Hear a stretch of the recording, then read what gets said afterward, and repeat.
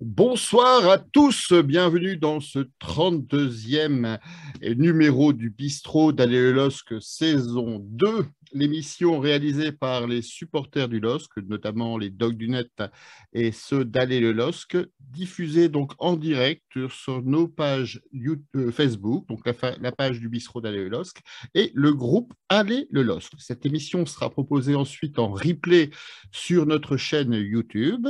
Je vous invite bien sûr à liker, partager toutes nos publications pour rassembler le plus de supporters possible autour de nos réflexions sur le LOSC. Alors ce soir au sommaire, nous allons revenir sur le match 3 LOSC, le titre Un jour sans fin, on vous expliquera pourquoi. Et ensuite, nous reviendrons sur le prochain rendez-vous de Ligue 1 pour le LOSC. C'est un match sous pression contre Monaco. Pour aborder ce sommaire, nous avons comme invité, vous le reconnaissez, alors j'allais dire si vous écoutez France Bleu, pas forcément, mais en tout cas vous l'avez certainement vu, notamment sur les podcasts et compagnie. Il s'agit d'Adrien Bray, qui est journaliste donc à France Bleu Nord et qui présente notamment l'émission 100% Club Ch'ti et les directs des matchs. On va rester sur ceux de Lille. Bonsoir Adrien, merci d'avoir accepté notre invitation. Pas de souci, salut François, salut tout le monde. Voilà, donc on a plein de questions pour toi. On va échanger sur l'actualité du club. Et en tout cas, moi, je voulais avant tout te remercier déjà pour tes émissions. Quoi qu'on en passe, on sait que la visibilité de France Bleu chez les supporters, que ce soit de Lille ou de Lens, c'est parfois assez variable. Mais en tout cas, nous, on aime bien France Bleu Nord parce que vous donnez la parole aux supporters. Ouais. Et ça, c'est vraiment un gros avantage, en tout cas pour cette radio. Ouais, c'est une vraie richesse pour nous aussi. On s'amuse beaucoup avec tous les supporters. Vous êtes les bienvenus et le foot, il vit aussi par vous. Donc c'est normal de vous inclure dans les émissions. Et de ne pas vous couper la parole comme le fait Riolo régulièrement sur d'autres radios. Voilà. Ne me lance pas sur le sujet de Riolo, s'il te plaît, Adrien. Ne me lance pas sur ce sujet. J'ai beaucoup de choses, d'anecdotes à raconter. Alors voilà, je vais vous présenter les piliers. Alors, ils sont venus. Ils sont tous là, même ceux du sud de l'Italie. Ils sont venus, les Lillois.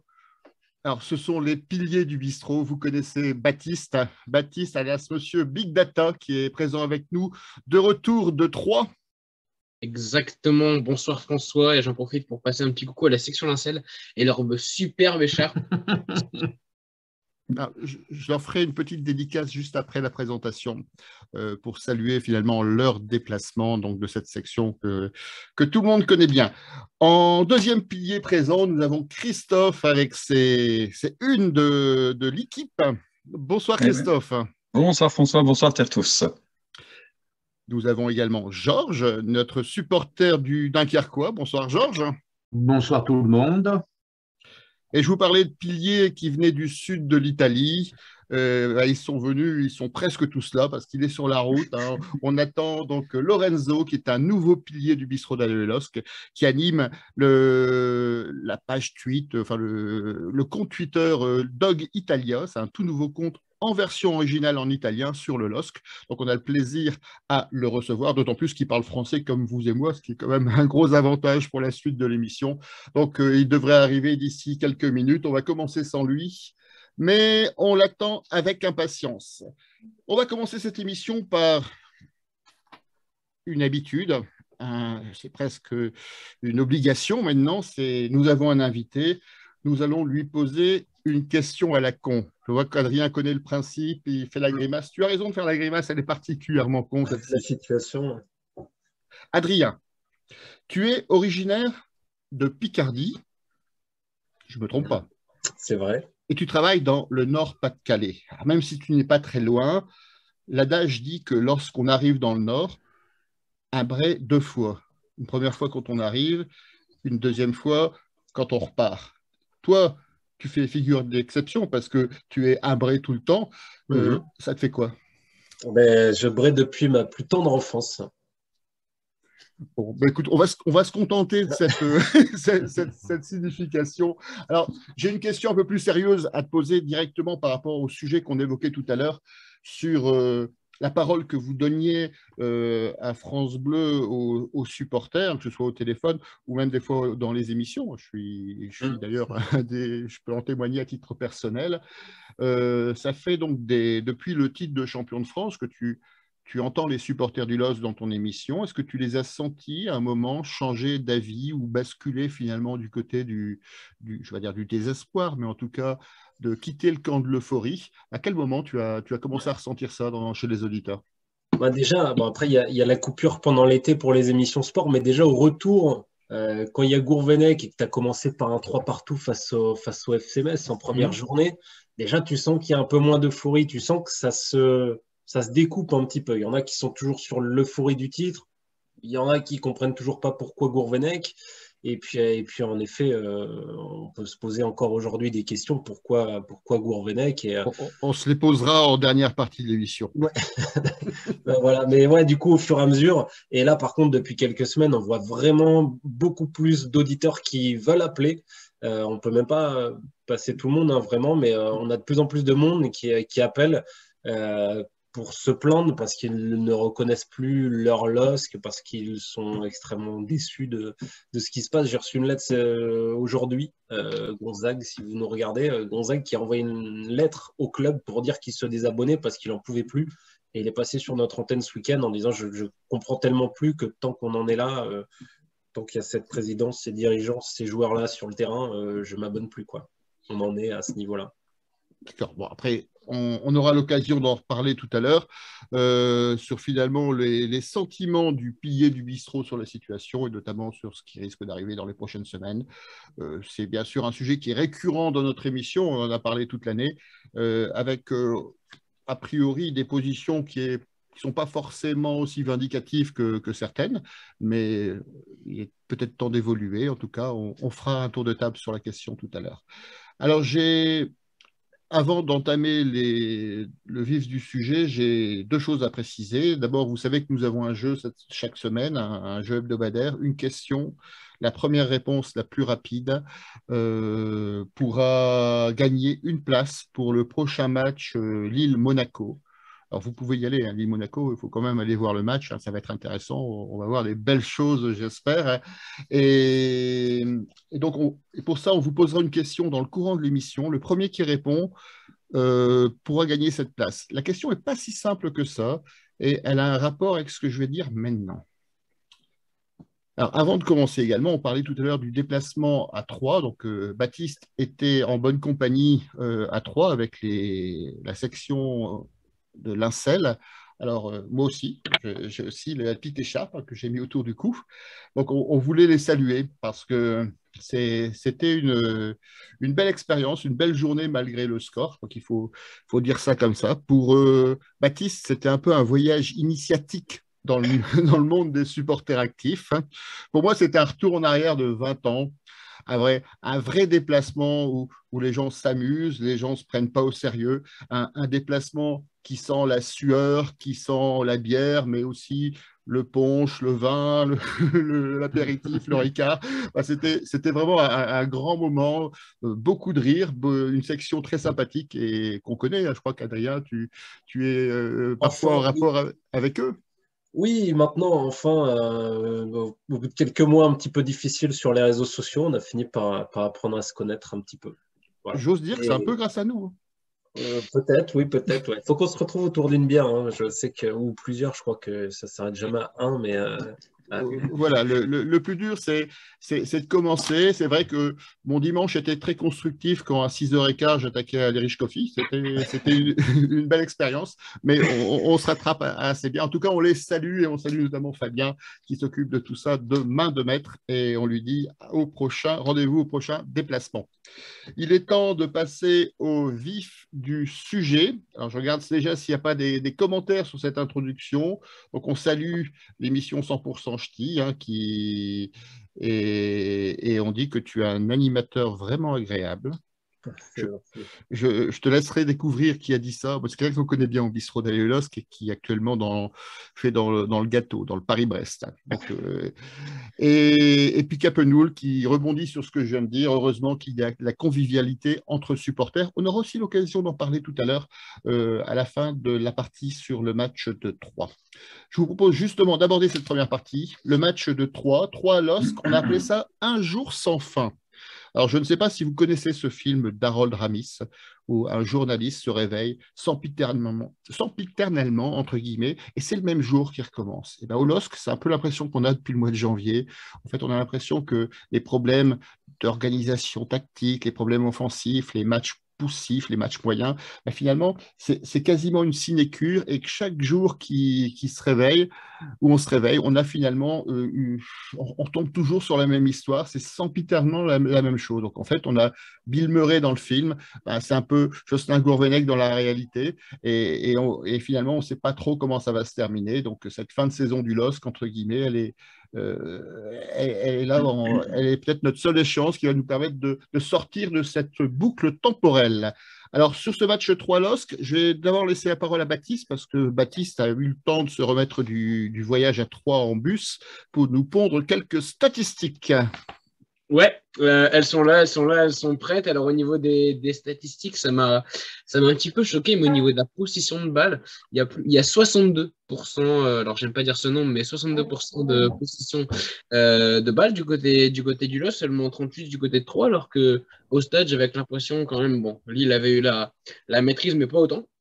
Et au niveau des occasions, 4 occasions pour 3, 0 pour Lille. C'est malheureusement le gros problème quand on va en déplacement et le seul cri, l'exultation de joie fut sur le but du petit Maël Salmier, le fils de Johan Salmier. Enfin, c'est presque désolant, hein, d'ailleurs, la vidéo qui a fait rire tous les supporters troyens. Au niveau des tirs, on a 9 tirs chacun. Le seul problème, c'est qu'il y a un seul tir cadré. Et un tir, voilà, s'il n'avait pas été cadré, c'était pareil. Très bien arrêté de la part de Jesse Molin, donc un arrêt du côté du LOSC, 5 tirs cadrés du côté troyen, mais la statistique qu'on retient pas, Lille a malheureusement concédé 3 pénaltys, 2 cartons rouges, Renato Sanchez pour un double jaune en faisant l'italien et Burak Yilmaz sur un tacle à la 68e. Et pour la petite statistique, ça par Opta, Lille est la première équipe à prendre 3 pénaltys et 2 cartons rouges dans un même match. Match à oublier rapidement. Alors, on ne va pas l'oublier tout de suite, on va en parler. Et je vous propose en 3 temps, un premier tour de table sur votre ressenti sur le match, globalement, comment vous l'avez vécu, quel a été le fait marquant finalement et l'élément déclencheur de la situation. Ensuite, bien sûr, on reviendra sur vos tops, si vous en avez, et vos flops, mais vous pouvez chercher des tops du côté troyen. Et dans un troisième tour de table, nous reviendrons sur la réaction du public lillois. Alors, bon, on va commencer par Adrien, notre invité. Comment tu l'as commenté, tu étais en studio pendant le match? Ouais, c'est ça. On avait Sylvain qui était au stade de l'Aube et c'était un peu vivement la fin. C'était, pour tout te dire, on a parfois coupé les micros pour se marrer entre nous parce que on n'arrivait pas à y croire en vrai. C'est assez surprenant. C'est la première fois que je vois ça en 2 ans. Mais c'est assez incroyable de se dire à quel point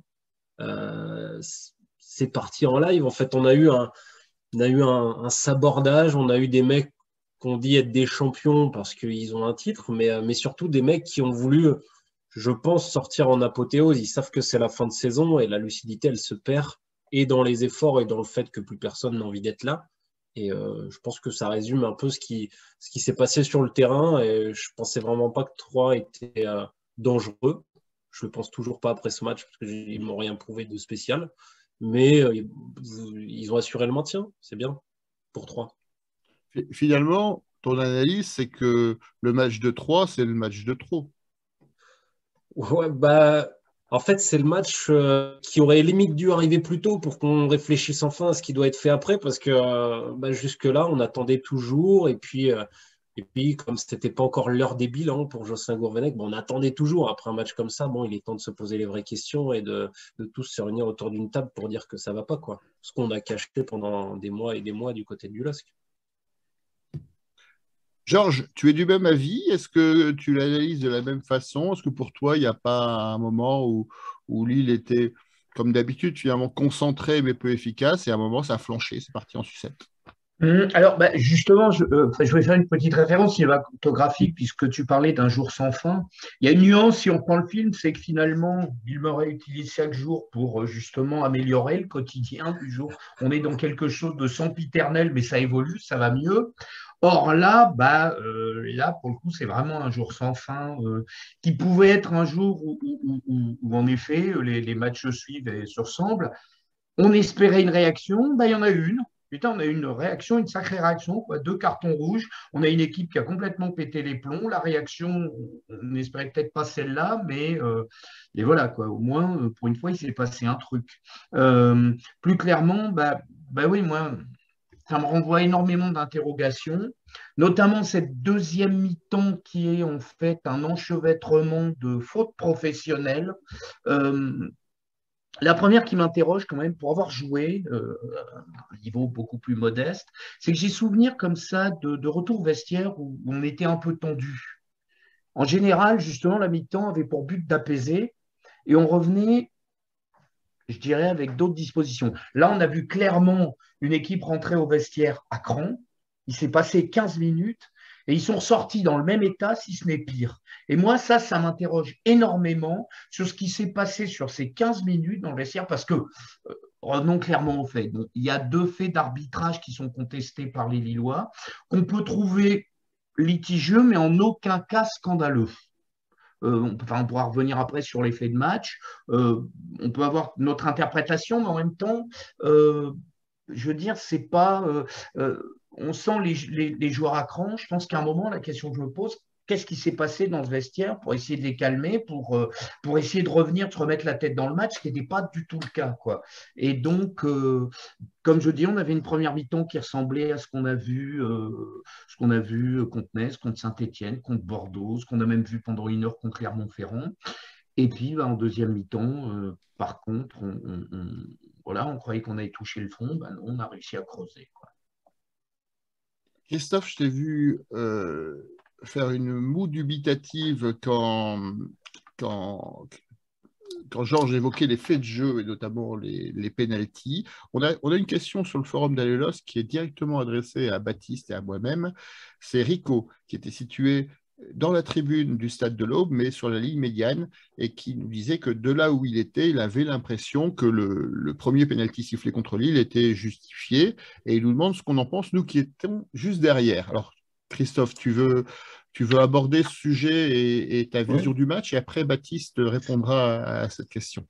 À partir du moment où on est arbitré depuis quelque temps par des caméras de télévision, à partir du moment où on a un sport de contact qui n'est un sport où on ne supporte plus le contact, surtout pas dans la surface de réparation, on a eu 2 exemples ce week-end parfaits d'arbitrage totalement différents, avec un joueur marseillais qui se fait marcher dessus, on a des traces sur son avant-bras, de traces de crampons. Il n'y a pas faute. De là, annuler le but ou pas, peu importe. Mais il n'y a pas faute. Et là, on a un joueur, je pense, pour moi, j'ai même du mal à interpréter quelle est la faute réelle qui est sifflée par l'arbitre, puisqu'on n'a pas le retour de l'arbitre.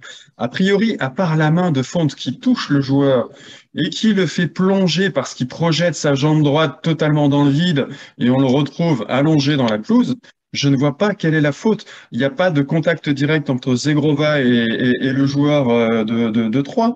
Donc, quelle est la faute? Pour moi, ce penalty est plus que litigieux. Alors, il fait partir ce match en cacahuète, mais par contre, je pense que, contrairement à ce que disait Georges, le fil conducteur, il n'est pas juste à récupérer pendant la mi-temps. Le fil conducteur, il est comme ça depuis la grosse majorité de la saison. On a une nervosité dans cette équipe qui est incroyable. Les joueurs qui s'en prennent les uns aux autres. Alors, quand c'était Ivo Gerbic avec la défense centrale, c'était insupportable. Ils ne se parlaient pas, ils s'agressaient verbalement sur le terrain. Il y a une nervosité dans cette équipe. Alors, d'où vient-elle? Est-ce qu'elle vient de la direction? Est-ce qu'elle vient de l'incompréhension des joueurs avec un entraîneur qui a été nommé et qui ne connaissent pas, s'ils n'avaient pas Canal+, les pauvres ne connaissaient pas Gourvenec? Je ne sais pas d'où ça vient, mais cette nervosité, on la retrouve à tous les niveaux. On la retrouve avec Sylvain Armand, on la retrouve avec Gourvenec sur son banc, on la retrouve sur le terrain. Mais quel est le mal au réel? Il n'y a pas que du football là-dedans. Il y a vraiment un souci, je pense, au niveau du club. Voilà. Après, Sur le match en lui-même, malheureusement, si on finit la saison comme ça, je pense qu'on peut se projeter, mais il y en a qui se sont déjà projetés, il y en a qui se sont déjà projetés sur la saison suivante. On a eu la Ligue des Champions qui a caché un petit peu. Ils ont joué leur carte perso sur la Ligue des Champions. Alors effectivement, on avait l'impression qu'ils se donnaient beaucoup plus sur ces matchs. Euh, N'empêche que eux, je pense qu'ils la jouent perso depuis longtemps. Ces mecs-là ne pensent qu'à eux, ne pensent plus à l'équipe, ne pensent plus au club. Les supporters, ils s'en battent. Et alors les cacahuètes, mais total, hein, je pense vraiment. Hein. À part Fonte qui vient nous voir de temps en temps pour nous dire, écoutez, on fait ce qu'on peut. Moi, je le crois, ce garçon. Les autres, j'y pense un peu moins. Je pense que Sanchez en avait marre de sa saison, elle est terminée. Eh bien, très bien. Le grand joueur qu'on nous annonce, tout le monde nous en parle, a joué 29 matchs, toutes compétitions confondues. Il a marqué 2 buts, il a fait 5 passes décisives. Le grand joueur, je l'attends encore. On le verra peut-être dans un autre club. On ne l'a pas vu au Bayern et pour moi, on ne l'a pas vu à Lille non plus. Donc, je pense qu'il y en a quelques-uns comme ça. Eh ben, bon vent à eux, quoi. Bon vent. On en reparlera aussi un peu tout à l'heure. Je vous sens très pressé de disserter sur les perspectives. Alors, Baptiste, ton avis sur ce penalty, justement, qu'est-ce que tu en penses? Il y avait penalty ou il n'y avait pas penalty? Alors, je vais donner tout d'abord mon avis sur le fait que voilà, on voit l'action qui est devant nous, on est devant le parquage, donc on voit très bien. Alors, il y a juste la barrière des supporters en fait pour ne pas accéder au stade. Donc il y a une barrière en fait entre la barrière et les supporters, il y avait je pense 1 ou 2 mètres. François, tu pourras confirmer. Donc nous on a une barrière où on voit pas vraiment l'action, mais pour moi on voit un petit peu, il la touche pas.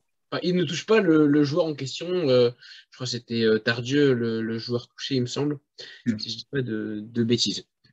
Ensuite, j'ai la chance avec mon téléphone de pouvoir voir le match, donc on crie bien sûr derrière l'arbitrage parce que pour nous on le voit et elle est pas loin de nous malgré cette barrière, pour moi il n'y a pas faute.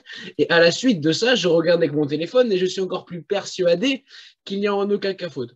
Du moins l'arbitre, j'ai l'impression qu'il siffle la faute de Edon Jeglova. Vous avez vu l'accent, mais pour moi la faute, à la limite, si jamais la faute aurait eu lieu, c'est à la limite José Fonte qui le pousse. Mais comme l'a dit Christophe tout à l'heure, on a vu avant-hier un match avec Marseille où Moussa Dembélé, mais alors écrase le pied du gardien, et là on ne donne rien, là, il met une main, bientôt là on ne dit rien, et là on siffle penalty. Enfin pour moi, ça m'écœure un petit peu au niveau d'arbitrage. De toute façon, dans tous les cas, penser il va falloir le remettre en jeu parce qu'il est très faible. Et non, pour moi, de toute façon, dans tous les cas, il n'y a pas penalty sur le premier ni sur le troisième. Le deuxième, à la limite, est discutable, mais le premier et le troisième, on se fait avoir là-dessus. Bon, après, le match est dégueulasse, mais on se fait avoir là-dessus. Oui, alors, je ne sais pas si le problème, c'est l'arbitrage ou le problème, c'est la VAR. Vous avez entendu le silence assourdissant de Pascal Garibian lundi matin, qui n'a pas fait de déclaration sur l'action, que ce soit à Marseille ou que ce soit à Troyes. Alors, Adrien, toi qui es un journaliste qui est censé être plus neutre que nous, entre guillemets, comment tu analyses? Est-ce que c'est un problème d'arbitrage des arbitres français ou est-ce que finalement c'est le VAR ou la VAR, elle est complètement finalement dénaturée et elle empêche finalement tout débat autour de l'appréciation de l'arbitre finalement. On a l'impression que personne n'ose prendre de décision parce qu'il y a les images derrière et enfin, ça devient très compliqué et alors que ça devait régler les problèmes, ça les amplifie. Ouais, c'était déjà d'ailleurs mon avis avant que la VAR se mette en place, c'est que du coup on fuyait les responsabilités pour la personne qui doit prendre le plus ses responsabilités sur le terrain. Et puis finalement, ça n'arrange absolument rien parce que la VAR n'est pas bien utilisée. Je ne comprends pas pourquoi sur la faute, enfin le contact qu'il y a entre je ne sais plus quel défenseur troyen et Burak Yilmaz là, quand il frappe du gauche, je ne vois pas pourquoi à ce moment-là l'arbitre ne dit pas OK, je ne suis pas sûr et vu le comportement de Burak, j'aurais tendance à croire qu'il simule, qu'il exagère. J'attends de voir et dans ce cas-là, la VAR me check s'il y a un problème et dans ce cas-là, je vais voir la VAR et au ralenti, je vois s'il n'y a pas ou pas. Ça, c'était un exemple. Moi, la faute de Fonte, du coup, elle est sifflée sur Fonte, le premier penalty. Moi, j'ai l'impression que c'est Zegrova au départ qui arrive comme un bourrin et qui fait la faute en direct. Et du coup, derrière, je me dis, c'est quand même bizarre parce que dans la façon dont il tombe, c'est très surprenant en termes de prise d'appui. Mais je me dis, si Zegrova tacle n'importe comment, enfin, vient défendre n'importe comment parce que c'est un attaquant, bon, on l'a déjà vu, on l'a vu avec le carton rouge de Burak. Un attaquant, c'est pas forcément très bien taclé. Et en fait, en voyant les images, je me dis, je comprends pas ce que tu siffles. Et encore aujourd'hui, je comprends pas ce que tu siffles parce qu'au tout début, Font bloque un petit peu l'attaquant troyen, donc ça doit être Tardieu, je crois. Il le bloque bien. Derrière, il se recule, il le laisse passer et il y a juste sa main qui est en contact. Et la chute de l'attaquant troyen, elle est disproportionnée et même son corps ne tombe pas dans le bon sens par rapport à la pression que lui met Font. Donc en fait, il n'y a absolument rien de logique. Et dans ce cas-là, je ne comprends pas pourquoi là non plus, il n'a pas laissé jouer ou attendu que la VAR intervienne, enfin qu'il puisse vérifier avec la VAR en fait. Donc dans l'ensemble, le lien entre l'arbitre principal et la VAR, je comprends absolument rien de qui appelle qui machin truc. Le mec au centre qui prend les responsabilités, il n'a pas le droit par contre d'appeler la VAR, c'est la VAR. Qui doit l'appeler quand ils lui disent t'as fait une grosse connerie? Mais si t'as fait une petite connerie, on t'appelle pas parce que c'est pas suffisant pour un appel. Ça n'a aucun sens. Après, l'arbitre central en lui-même, parfois il y en a qui sont bons. J'en ai vu cette saison qui étaient bons. On rappelle juste que l'arbitre numéro 1 de la finale de Ligue des Champions, il sera français également, et c'est Clément Turpin. Donc il y a peut-être pire ailleurs. Qui avait fait l'objet d'un débat sur la VAR lors du match Lyon-Lille, si je ne dis pas de bêtises. Ouais. Et alors, justement, il y a deux réactions sur les réseaux sociaux. Je vous rappelle que vous pouvez bien sûr réagir sur la page Facebook du Bistrot d'Alelos quand on reprend vos questions en direct. C'est Capedoul qui nous disait qu'à force de voir les Lillois, les joueurs lillois, le staff lillois s'en prendre aux arbitres, est-ce que finalement, quand il y a un doute, est-ce qu'ils n'ont pas tendance à siffler contre Lille? Et deuxième explication amenée par Jean-Michel, qui dit, si on parlait de la lettre du président troyen à la Ligue, suite aux 3 pénaltys qui ont été oubliés sur les matchs précédents, et finalement, qui aurait peut-être mis une pression pour que justement, il y ait une certaine mensuétude. Et comment tu l'analyses, Adrien? Tu penses que c'est plutôt du fantasme de supporter ou ça peut avoir un impact psychologique? En fait, je l'entends quand c'est certains clubs, j'ai envie de dire oui, ça je comprends, parce que tu vois, je reviens typiquement dessus, mais j'aime pas l'Olympique de Marseille, je le dis clairement dès le début, mais le président de la Ligue, il me semble qu'il est ancien président de l'OM, donc déjà en termes de réflexion globale sur le championnat, quand tu es ancien président d'un club, c'est peut-être plus difficile d'être neutre. Je pense que si l'OM avait fait le courrier, ça aurait eu du poids. Le président troyen, c'est qui le président troyen? Non, mais tu vois, déjà, on sait même pas comment il s'appelle, le président troyen. Donc, en termes de poids auprès de la Ligue, bon, on a bien vu avec Amiens que ça coûtait rien du tout. Quand tu jouais le maintien, tu n'as aucun poids auprès de la Ligue, sauf si tu es Saint-Etienne ou Gérard Lopez à Bordeaux. Ça, je pense pas que ça a du poids, que c'est du poids. Après, évidemment, moi, la faute sur Bourak, moi, en direct, je me dis franchement, t'abuses un peu de ne pas le siffler ou de ne pas consulter la VAR, parce qu'en plus, il y a déjà eu un penalty dans l'autre sens qui est difficile à comprendre. Donc, je trouve qu'il est vachement sévère sur celui-là de ne pas l'avoir sifflé. En direct, pour moi, je dis qu'il y a faute à Sylvain. Mais voilà, c'est du Bourak. Au final, c'est une accumulation de plein de choses qui font que ça ne va pas. Et cette raison de toujours gueuler sur les arbitres et de leur maintenir la pression, tu peux braquer certains arbitres. Il y a certains arbitres qui vont comprendre. Bourak, au début, sur plusieurs contacts, il force un peu, il dit là il y a faute, puis il revient plusieurs fois et je me dis, soit derrière le gars lui dit si tu te calmes pas, tu prends un jaune parce que tu me saoules, soit le gars se dit ok, c'est vrai que ça fait plusieurs fois, je suis à la limite, là je vais le siffler. Sauf que si tu fais ça sur 1 an et demi, au bout d'un moment, certains arbitres en ont marre et ne veulent pas siffler pour toi. Donc forcément, à la longue, c'est bête de vouloir toujours réfléchir comme ça. Et je pense pas que cet arbitre-là, il ait voulu absolument qu'on lui fasse des leçons d'arbitrage. Il fait pas une leçon à Bourak sur comment on marque un but. Bourak ne dit pas non plus c'est comme ça qu'on arbitre, tu vois. Voilà. Est-ce que parmi les piliers, quelqu'un veut rajouter quelque chose sur l'arbitrage, sur les conditions du match, ou on peut passer au sujet suivant? Non, je pense juste vraiment que sur un match comme celui-là, et là, c'est plus la réaction et de Gourvenec et de ce que j'ai entendu, mais se réfugier derrière l'excuse de l'arbitrage, non, quoi. Non, pas quand tu as pris 3-0 à 3 et que, une fois de plus, ta prestation était aussi insipide, quoi. Je pense que vraiment, j'ai connu des équipes du LOSC qui auraient su réagir, qui auraient su inverser la tendance et finalement qui auraient rendu. Je vous dis encore une fois, pour moi, ce n'est pas inhérent ces 2 actions très litigieuses, mais qui au moins ce sentiment d'injustice l'aurait rendu anecdotique, quoi. Alors d'ailleurs, pour aborder peut-être le sujet qu'on verra un peu plus tard, moi j'ai trouvé les réactions des dirigeants, bon, les temps qui se réfugient derrière l'arbitrage aussi, c'est un grand classique. Gourvenec, dans ses déclarations, j'ai trouvé très abattu. Alors je ne sais pas si, vu le match, ce sont les joueurs qui ont lâché Gourvenec ou si c'est Gourvenec qui est en train de lâcher les joueurs parce qu'il en a peut-être marre de la situation. C'est une vraie question à laquelle on aura peut-être une réponse d'ici la fin de saison. Mais j'ai trouvé beaucoup d'abattements. J'avais trouvé également assez sur le retrait dans les déclarations d'avant-match. Et j'ai l'impression que ça ne va pas en s'améliorant. C'est pas un entraîneur qui est réputé comme extrêmement communicatif et extrêmement Sa communication. virulent dans sa communication, mais je trouve qu'il s'éteint de plus en plus. Et visiblement, je crains qu'il soit vraiment au bout de sa vie lilloise, entre guillemets.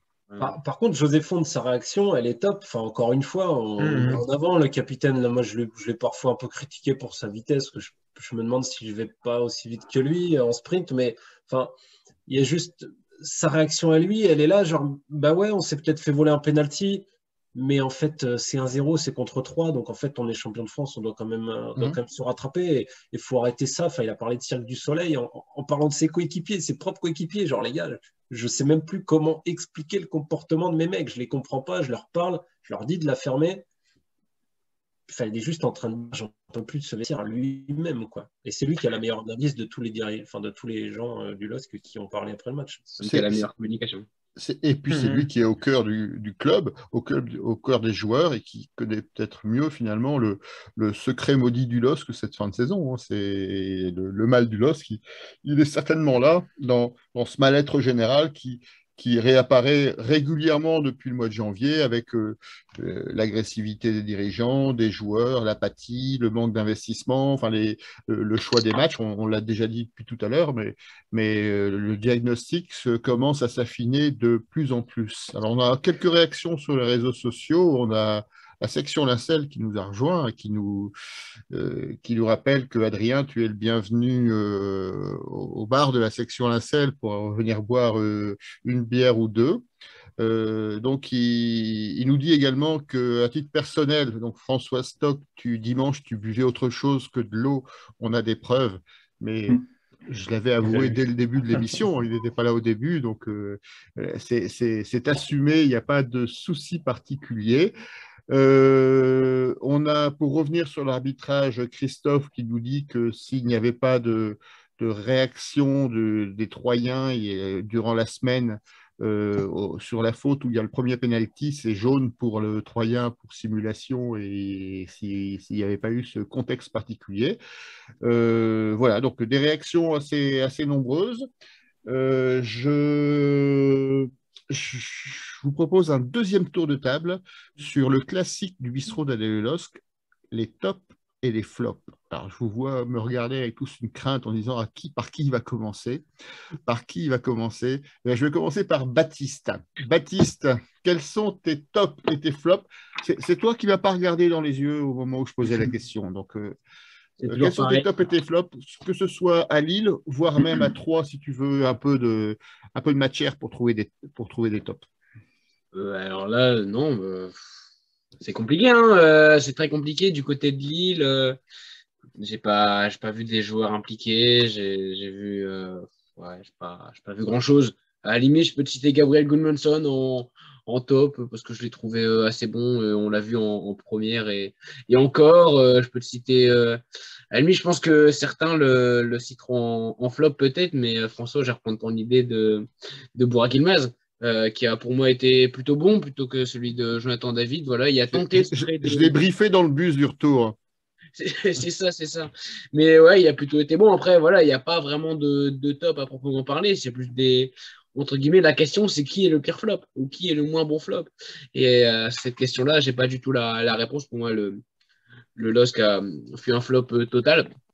Après, du côté de Troyes, j'ai bien aimé le match de Renaud Ripard qui a apporté des solutions, mais encore, c'est pas folichon. Voilà, j'ai presque m'abstenir sur cette question parce que pour moi, il n'y a pas de top, mais beaucoup de flop. Alors, Mathieu qui nous dit c'est un fiasco, tous dehors, qu'on n'en parle plus. On a la section Lincel qui nous dit en flop le LOSC et en top, Rami, Motiba qui sont venus nous saluer en fin de match et Guillaume, le conducteur de bus. Donc, on salue aussi au passage. Christophe, est-ce que tu as des tops et des flops à nous faire part? Ouais, alors surtout un top. J'en ai trouvé un, c'est Jonathan Bamba qui joue pas ce match. Il a tout gagné là-dessus. Voilà.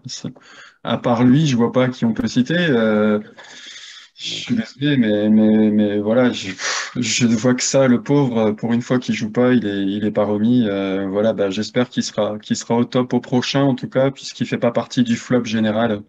On va pas perdre plus de temps.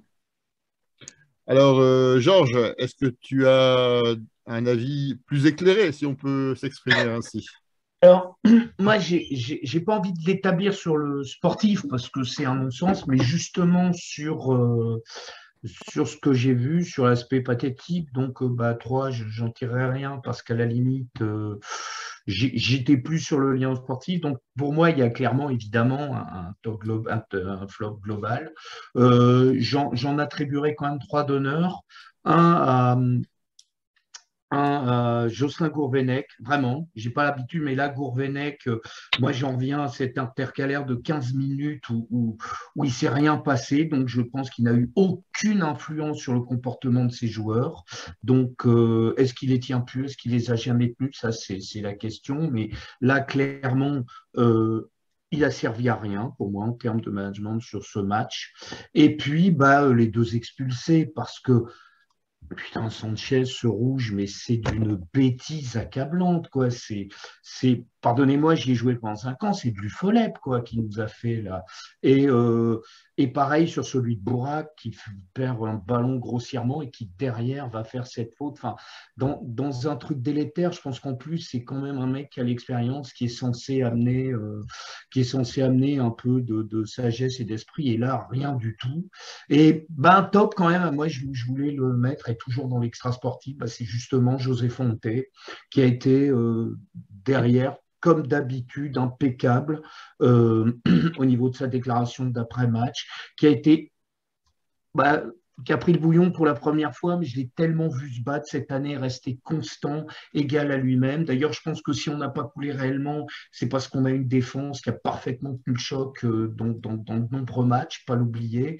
Et ça me fait un peu chier finalement que ce soit lui qui soit retrouvé en bisbille avec les supporters, parce que s'il y a vraiment un type qui mérite pas la harangue, qui mérite pas la raillerie, qui mérite pas tout ça, c'est José Fonte. Et de tout cœur, quand j'ai lu faut se séparer de tout le monde, non, moi j'aimerais bien qu'on le garde, le José, parce que c'est l'état d'esprit, c'est ce qui nous manque. Je crois que c'est le socle de ce qu'on peut reconstruire, même s'il est plus tout jeune. Je pense que c'est à partir de ce gars que peuvent se rebâtir beaucoup de choses, ne serait-ce que pour bonifier les joueurs qui sont autour.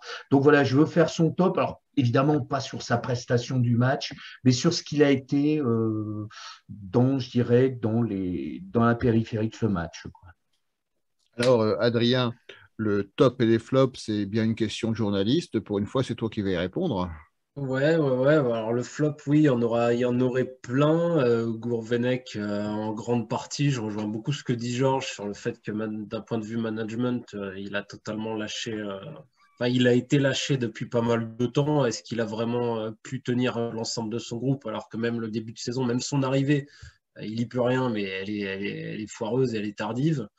En top, je vous mettrai les gars, hein. François, Baptiste, les 600 supporters qui ont fait le déplacement, je trouve qu'il y avait quand même une bonne ambiance. Vous avez remarqué très vite dans le match.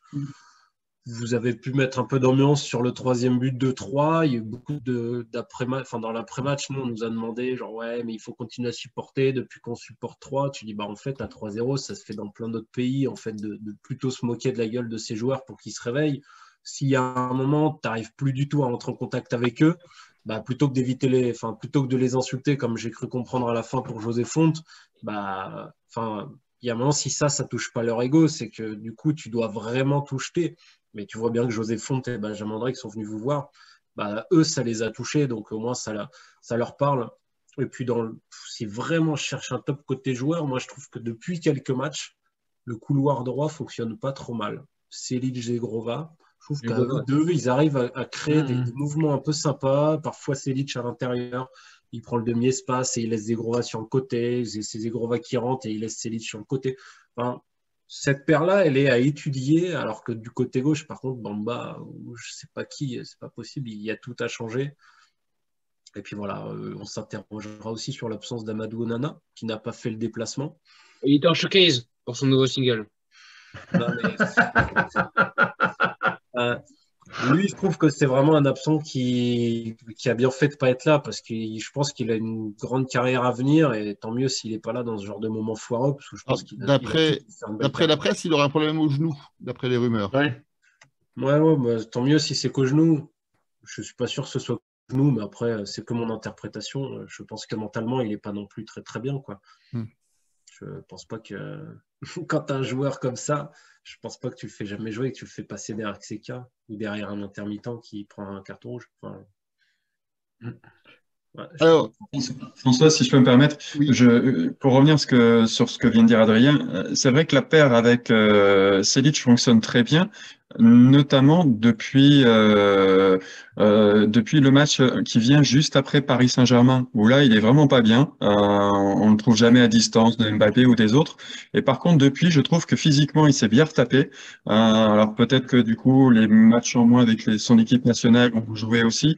Mais je le trouve mieux physiquement et du coup, comme tu dis, il est beaucoup plus percutant, un peu à l'image de ce que faisait Reynildo, son pendant côté gauche. Et voilà, je trouve que vraiment, tu as raison, ça fonctionne vraiment très bien ces deux-là. en tout cas, merci Adrien pour ce top au public lillois. Ça permet de faire l'enchaînement avec ce dernier tour de table sur ce match. Donc, c'est la réaction du public. Alors, réaction du public, nous, avec Baptiste, on était au cœur du parquage, hein, donc on a vécu ça de très près. Alors, je crois qu'on peut dire un public exemplaire en première mi-temps, qui a supporté son équipe, mais vraiment sans aucun état d'âme, alors qu'on sort effectivement toute une série de prestations en demi-teinte, voire très décevantes, avec notamment la défaite lors du derby. Il y avait quand même 620 supporters lillois dans le parcage, et c'est beaucoup pour un match qui était sans enjeu finalement, sauf celui de prendre une énième, entre guillemets, humiliation. J'aime pas beaucoup le terme, mais en tout cas, il a beaucoup circulé sur les réseaux sociaux. Et facétieux en deuxième mi-temps, effectivement, à partir du moment où le match a basculé, le public s'est un peu détendu et a choisi de répondre à la morosité ambiante, non pas par des insultes, mais par de l'ironie. Alors, ça a provoqué un grand débat sur les réseaux sociaux entre les supporters, hein, tu l'évoquais tout à l'heure, certains supporters qui trouvaient complètement illogique qu'on supporte l'équipe adverse dans ce genre de situation. Alors, je ne vais pas rentrer dans cette espèce de doxa du supporterisme français. Je pense qu'il n'y avait pas, on ne supportait pas l'équipe de Troyes. C'était vraiment une réaction par dépit, une réaction ironique. Et finalement, ça se voit assez souvent, hein, les olés dans un stade de foot quand l'équipe est mauvaise et que l'équipe adverse a le ballon, les chansons un peu rigolotes. On était vraiment dans cet esprit-là. Et c'est vrai que globalement, moi, à titre personnel, je préfère cette ironie que des insultes, que des messages agressifs, que de la violence parfois dans la tribune. Et je pense que c'est une très bonne leçon. Et moi, mon image du match, c'est vraiment le gamin, donc, le fils comment il s'appelle? Pardon? Johan Salmier. Johan Salmier, qui, en toute fin de match, vient prendre le ballon et puis se dirige vraiment à pas hésitant vers le but. Et toute la tribune lilloise et toutes les tribunes troyennes, finalement, l'ont encouragé. Et on poussa un grand hurlement quand il a poussé la balle dans le but. Je crois que ce gamin, il va avoir cette image pendant des années dans sa tête. Et rien que pour ça, c'est pour ça finalement qu'on aime le foot, c'est pour ça qu'on aime ce sport. Et finalement, s'il faut retenir une seule chose du match de Troyes, c'est ça finalement, c'est cette réaction du public qui a su prendre avec beaucoup de philosophie, avec beaucoup d'humour, une situation qui est grave. Après tout, il n'y a pas péril. Je crois que la pérennité du club à court terme est assurée, mais qui pourrait être effectivement l'augure de saisons assez difficiles à laquelle il faudra s'attendre. Je crois, faire le deuil du titre de champion de France. C'est passé et il faut reconstruire à partir de zéro. Ce sera notamment le cas dans la deuxième partie de l'émission quand on évoquera le match de Monaco. Alors, comment vous avez trouvé cette réaction du public, Adrien, vous rigoliez, vous l'entendiez en direct? Moi, j'ai pas tout entendu, mais après, j'ai vu un petit peu, enfin, on a discuté un petit peu avec Baptiste aussi après, j'ai vu les vidéos, machin, j'ai vu la vidéo du petit il était quand même pas très loin du poteau, hein, il a failli. Mais À il a côté pris de ça, son c'est un temps. Troyen. Hein, C'est- Mais il a fait ce que tout ce gars savait plus faire, en tout cas. Donc, non, franchement, j'ai trouvé ça mignon. Et surtout, enfin, si vous êtes dans la rue l'année dernière pour célébrer le titre et pour dire les gars, bravo et merci de nous avoir fait vibrer, ben, quand ça va pas, vous avez le droit de l'ouvrir aussi, de dire les gars, vous êtes en train de déconner. Si vous n'avez plus ce droit, vous n'allez plus dans les stades. C'est ce que la Ligue veut, c'est ce que certains présidents veulent. Et moi qui suis Picard, je le connais, puisque Bernard Johannin ne veut pas de supporters dans les stades. Moi, je suis pas du tout pour ça. Je suis pour que ce soit encadré et bien fait. Du coup, là, Bernard ça Joannin fait ne veut tellement pas de supporters dans son stade qu'il trafique les tribunes pour qu'ils tombent sur la pelouse. Hein. Les bracos, ouais. Bon, c'était les 3 minutes de mauvaise foi personnelle de François. Ça ne t'engage pas, Adrien, bien sûr. Non, ben, j'étais au stade. En plus, c'était extrêmement long comme moment. On savait pas quoi faire. On n'a même pas eu de bière. Enfin, ils avaient fermé les bars. C'était une catastrophe. Mais non, mais enfin, je trouve que c'est vraiment bien de l'avoir fait comme ça. Par contre, quand j'ai vu les images après sur Prime de José Fonte qui s'embrouille avec un supporter parce qu'il apprécie pas les mots qu'il a tenus, là, tu dis, bah, mec, par contre, insulte pas pour autant. Surtout que c'est le seul mec qui assume de venir. C'est le seul mec à qui tu n'as plus grand chose à reprocher parce que tu sais que le gars, il a fait le taf et qu'en fait, il est juste très touché par la situation. Donc, c'est pas lui que tu dois embrouiller. Enfin, je comprends pas. Après, on va parler de l'île Monaco. Enfin, je me dis, j'espère qu'il y aura. Moi, je me souviens d'un Lille Monaco, ça fait 4-0 à la mi-temps, il y a quelques années. Pour Monaco, j'espère que ce sera pas. On reviendra pas à ça dans les prochains jours, parce que là, il pourrait y avoir certains débordements, j'espère pas, mais comme il y a eu il y a quelques années au stade, quoi. Voilà. Alors, tu signalais l'incident avec José Fonte. En tout cas, vu de la tribune, c'était plus un incident individuel, c'est-à-dire qu'il pointait Oui. du doigt un ou Ouais. deux supporters. Donc, c'est une réaction vraiment individuelle. La tribune ne l'a pas pris à partie. Hein. Il faut aussi Non, remettre non, ça dans le contexte. Hein. C'est pas, c'est bien ce que j'ai vu. C'est bien ce que j'ai vu. c'est pas comme il y a 15 jours. Alors, je crois que c'était lors du match À Reims. à Reims, c'est ça Mm. où il y a eu. Non, c'était au Pierre-Vaurois, en fait, où les Ah, supporters lillois étaient regroupés Bon. au centre de la Mm. pelouse et ont voulu venir saluer la tribune nord. Et il y a une bordée d'insultes qui fait que finalement, ils ont reculé et sont rentrés au vestiaire.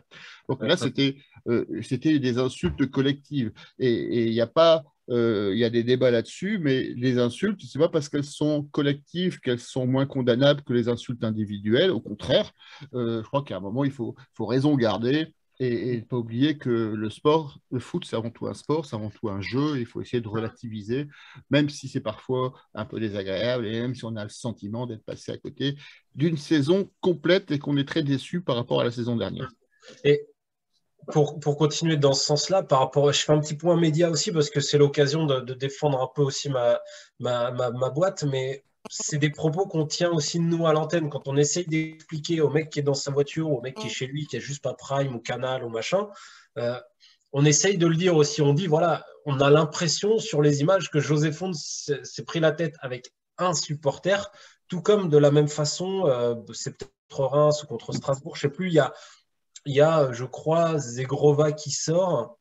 Il y a des sifflets Et et qui puis il y a n'était un pas autre dans. joueur qui rentre. Et en fait, là, c'est applaudi. Et j'apprends que sur Prime, ils ont dit que tout le monde avait sifflé contre le joueur en question et tout. Moi, à l'antenne, je le dis, je dis, les gars, par contre, on s'arrête 3 secondes. Les sifflets, ils sont à l'encontre du coaching de Jocelyn Gourvenec parce qu'on connaît, on sait de quoi on parle.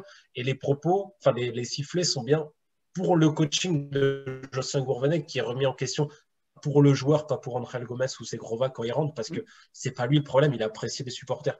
Donc, si je peux me permettre juste de faire cette approche-là, on connaît la situation de nos deux clubs de Ligue 1. On couvre deux clubs en Ligue 1 qui sont en première partie de tableau pour l'instant. Et on connaît assez bien les sujets, donc si on peut éviter de nous cataloguer avec des équipes assez généralistes qui sont sur certains médias nationaux, qui sont plus pour l'OM ou pour le PSG, je préfère le rappeler parce que je pense qu'on connaît quand même plutôt bien les deux clubs qu'on couvre, quoi.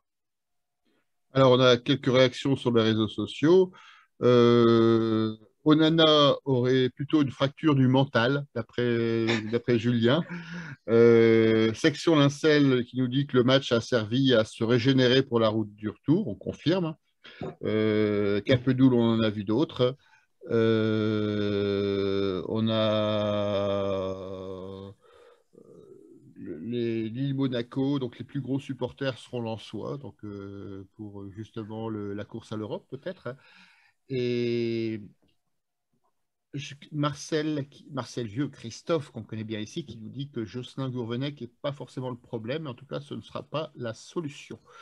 On en reparlera dans cette deuxième partie de l'émission. Quelqu'un veut rajouter quelque chose sur cette réaction du public?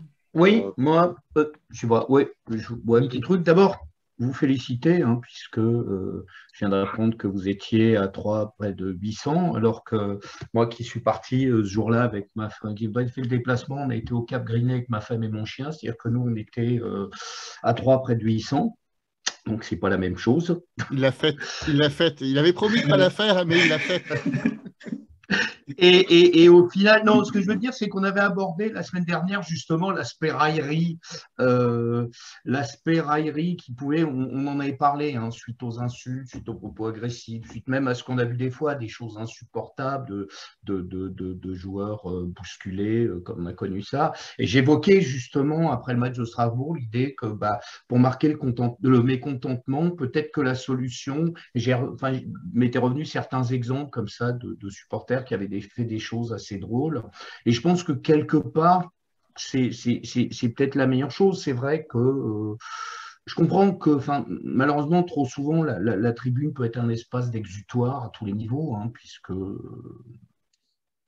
croise assez souvent des spécimens de primates particulièrement énervés. Là, je trouve que finalement, voilà, on a tourné ça à la dérision.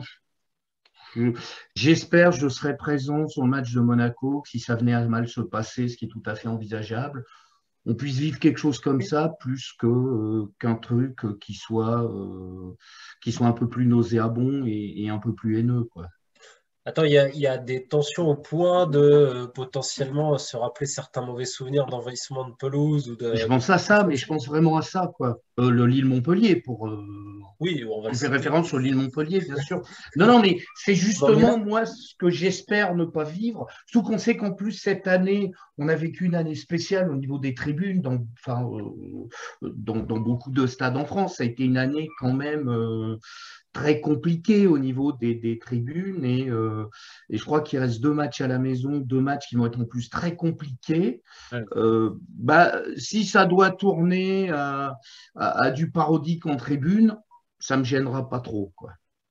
Baptiste, tu as levé la main, tu voulais dire quelque chose. Ouais, je voulais, je vais pas dire conclure entre guillemets, mais déjà, ouais, par rapport à l'humour et la dérision, ça n'a pas plu à certains référents de supporters, mais ça on va pas en revenir. Mais moi, ce qui m'a plu dans ce match, c'est quoi? On a tourné à l'autodérision quand on chante 3 en Ligue des Champions. François, tu peux que rire parce que tu m'as dit que voilà, t'as trouvé ça exceptionnel. L'Estac en Ligue des Champions. Enfin, moi, j'ai adoré ce passage et c'était plutôt marrant. Et c'est vrai que moi, je voulais revenir aussi sur les tribunes, etc. Et sur la fin du match où on a vu, comme Adrien l'a dit, José Font, Benjamin André qui venaient, qui sont venus quelques secondes. Je ne parlerai pas voilà, de ce qui s'est passé, etc. Mais moi, je retiens une image par rapport aux joueurs et peut-être à cette identité lilloise. Quand vous voyez voilà, tout, donc il y avait 2 joueurs sur les 14, on va dire, qui ont disputé le match. Seuls José Font et Benjamin André sont venus. Du côté de Troyes, alors ils font un super tour d'honneur et bien, etc. Et on a, alors je ne l'avais pas reconnu tout de suite, mais la présence d'Adil Rami, qui est venu nous voir, voilà, qui est resté, je pense, 1 minute à nous applaudir, à nous faire des cœurs. Donc ça montre qu'il a encore l'amour du LOSC. Et ensuite, c'est là je ne l'avais pas vu non plus, mais la présence de Lebo Motiba qui est venu une fois quand il a fait le tour.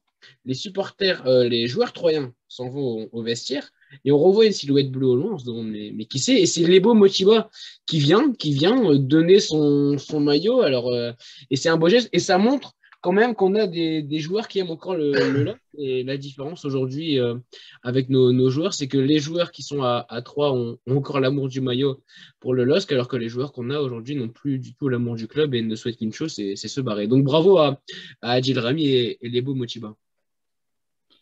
Alors, pour terminer sur ce match, Georges, tu as ouvert la boîte de Pandore, tu as ouvert la porte à un tsunami. Nous avons Capenoul qui te répond, oui, mais tu aurais pu continuer jusqu'à 8000. Donc, voilà, je vous propose, alors, avant de passer à la deuxième partie de l'émission, place au jeu de la semaine. Donc, vous savez, donc, chaque semaine, on vous fait gagner un lot. Cette semaine, c'est une place en tribune active pour assister au match Lille-Monaco avec la plupart des piliers du bistrot d'Allée-le-Losc. Pour ça, il vous suffit de répondre à une question. Le premier qui répond en direct sur la page Facebook, sur les commentaires de la page Facebook du bistrot d'Allée-le-Losc, repart avec cette place pour Lille-Monaco. On le contactera en différé pour lui communiquer les modalités pour accéder au stade. La question, elle est à la fois simple, elle est compliquée. Alors, il y a des indices sur les réseaux sociaux, donc si vous fouillez un peu partout sur les réseaux sociaux du bistrot, sur le compte Twitter, vous allez trouver quelques références à ça. Quelle était la star du déplacement à Troyes dans le bus de la section Lincel? Je vais vous donner des indices. Ce n'était pas Baptiste. Bon. Ce n'était pas Jocelyn Gourvenec. Ce n'était pas Renato Sanchez. Et ce n'était pas Olivier Létang. Qui était la star du déplacement de la salle? Vous pouvez répondre sur les réseaux sociaux. Il était avec vous? Il n'était pas avec nous. Il était avec nous musicalement, si je puis dire. Il était avec nous musicalement. Alors, on a des réponses déjà. On a des réponses, mais pour l'instant, ce sont des gens qui ont déjà des places au stade. Donc, le premier qui répond, qui n'a pas de place au stade, il vient avec nous. Donc, allez-y, répondez sur les réseaux sociaux. Deuxième partie de cette émission, on va essayer d'analyser le prochain rendez-vous du LOSC, donc le match contre Monaco, un match de Lille contre Monaco en pleine vitesse, un match qui sera certainement sous pression contre Monaco. J'espère que vous avez noté le trait d'humour discret et bistrologique. Monaco, 4e du championnat, 62 points, à égalité avec Rennes qui est 3e. À 3 points de Marseille, 2e, 18 victoires, 8 nuls, 9 défaites, 57 buts pour, 35 buts contre, un goal average de plus 22, une vraie locomotive lancée à pleine vitesse sur les rails de la course à l'Europe contre un LOSC qu'on n'ose plus décrire, un 10e maintenant, 51 points. À un point de nulle part, et 13 victoires, 12 nuls, 10 défaites, un goal average négatif, -1. Qu'attendez-vous de ce match? Comment vous le voyez? Alors, Baptiste, on va commencer par toi. Qu'est-ce que tu en attends? Qu'est-ce que j'en attends? C'est une bonne question. On va déjà avoir la possibilité de voir une nouvelle équipe, puisque Burak Yilmaz et Renato Sanchez ne sont pas là. Alors, est-ce que Timothy Weah va être en pointe avec David, ou est-ce qu'il y aura un changement tactique?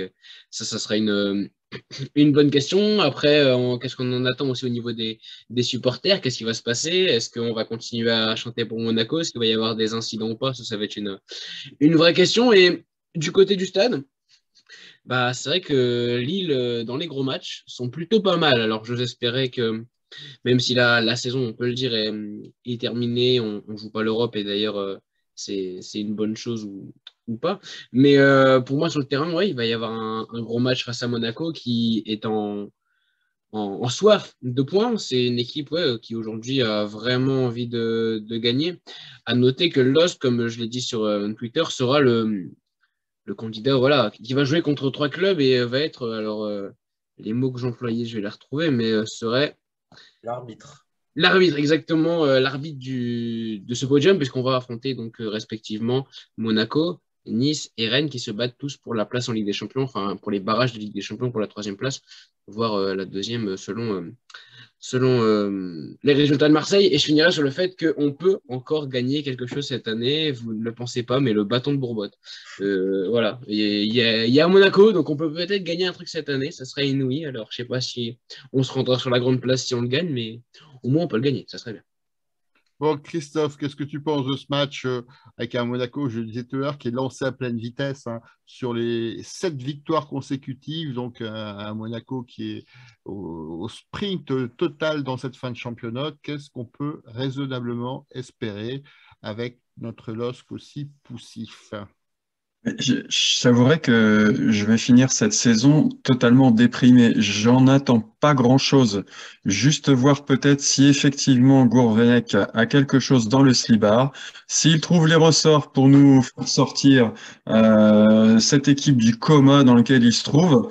Si on prend l'équipe de Monaco et l'équipe du LOSC actuellement, citez-moi un joueur de notre équipe capable de jouer dans celle de Monaco. J'en vois pas. Peut-être même pas José. Non, même pas, même pas. La défense centrale est bien supérieure. Vous prenez toutes les lignes, ils nous sont supérieurs. Au classement, ils nous sont supérieurs. Je vois qu'Adrien qui dos de ligne, mais sincèrement. Et puis, au-delà du joueur, à la limite, ils sont nettement meilleurs que nous cette année collectivement. On a une sérénité dans cette équipe. Et puis surtout, on a un duel d'attaquants avec Voland et Ben Yedder qui fonctionne et qui caque, contrairement à nous, où on a nos 2 attaquants qui ont marqué un but, je crois, cette année.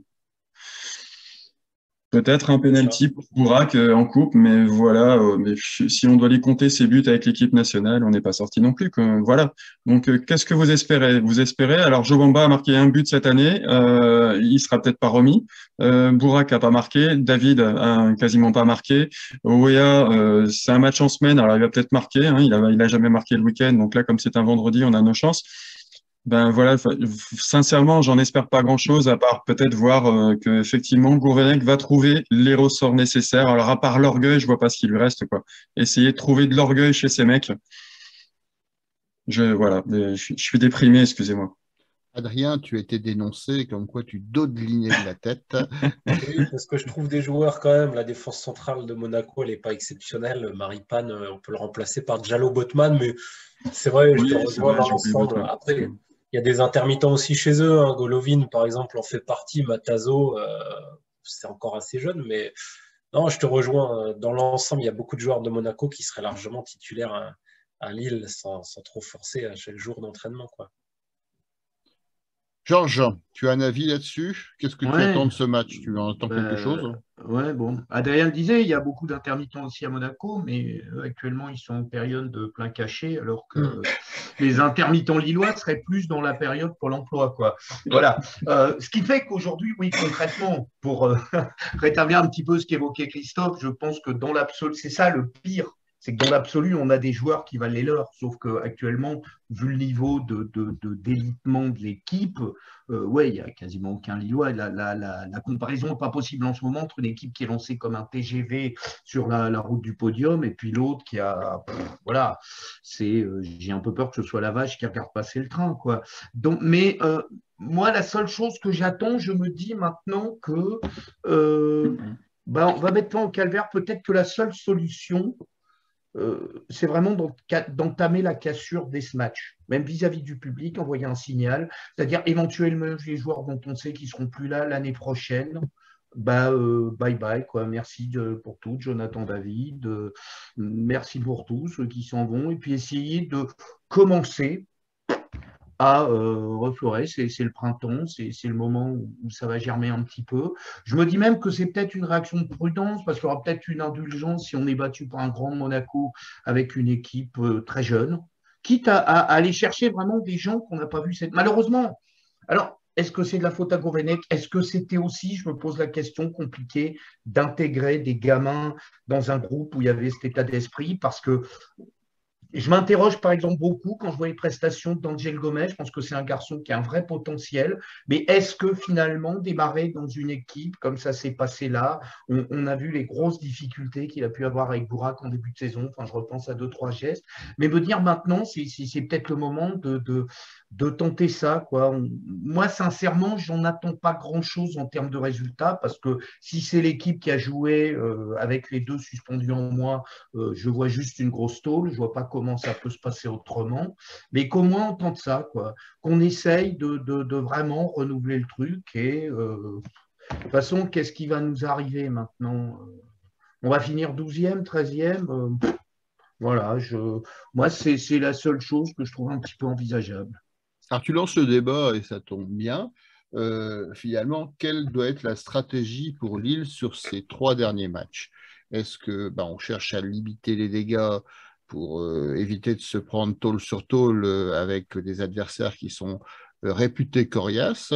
Est-ce qu'on poursuit dans la continuité pour essayer de grappiller quelques points, bon gré, mal gré, et de grappiller quelques places en championnat? Et il reste peut-être encore un objectif, c'est finalement essayer de sauter l'anse pour qu'on soit devant à la fin de championnat après une saison de merde, alors que finalement, eux, ils seraient derrière nous après une saison remarquable. C'est peut-être la seule consolation qu'on pourrait avoir.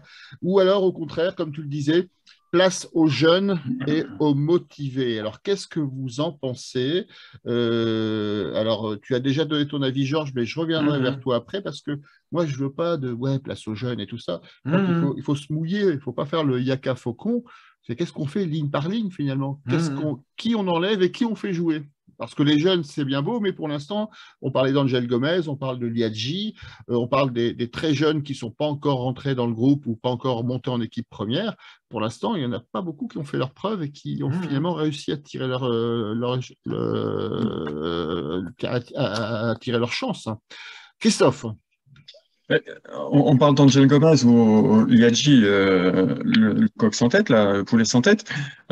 On a essayé, ils ont eu leur chance en début de match, ça n'a pas fonctionné. Angel Gomez rentre contre Reims, il est mauvais, il rate tout ce qu'il fait. C'était pas un match à haute pression pourtant, c'était pas Monaco, c'était pas Rennes, c'était pas un derby. Il s'est vautré. Franchement, je veux pas être à la place de Gourvenec parce que de toute façon, quelle que soit la solution qu'il va trouver, si ça gagne pas, ce sera de sa faute. Donc, quoi qu'il arrive. Mais sincèrement, à part en défense, on n'a aucune certitude. Le milieu de terrain, si Onana est remis, puisqu'a priori, il aurait quelque chose. J'espère qu'il sera présent et un petit retour de Diallo, je pense que côté gauche peut nous faire du bien aussi. Alors ça nous coupe l'aspect offensif, mais remettre Gudmundsson un peu plus haut dans le jeu, je pense que ça peut nous être bénéfique. Alors avoir un Gudmundsson à gauche et puis Zegrova à droite. Après, oui, Weah fait des bonnes prestations en ce moment. Alors il est trimballé un peu partout. Je ne sais pas si quelqu'un est capable de dire le poste dans lequel il évolue réellement et dans lequel il est le plus à l'aise. Moi, je le connais pas. Voilà. Je pense que chez nous, il a joué arrière droit, milieu gauche, remplaçant, attaquant. Voilà, par milieu de terrain récupérateur, il a tout fait chez nous, ce garçon. Donc voilà, bravo à lui parce que ça ne va pas être évident. Ça tombe bien parce que justement, il risque d'avoir une place de milieu récupérateur à prendre avec l'absence d'Onana, l'absence de Xheka, la suspension de Sanchez. On va pouvoir peut-être le tester à ce poste qu'on n'a pas encore vu évoluer depuis le début de la saison. Alors, Baptiste, tu en penses quoi, toi? Parce que bon, Christophe, c'est plutôt poursuivre dans la continuité en fonction des éléments et des atouts dont on dispose. Toi, tu es plutôt pour faire monter les jeunes?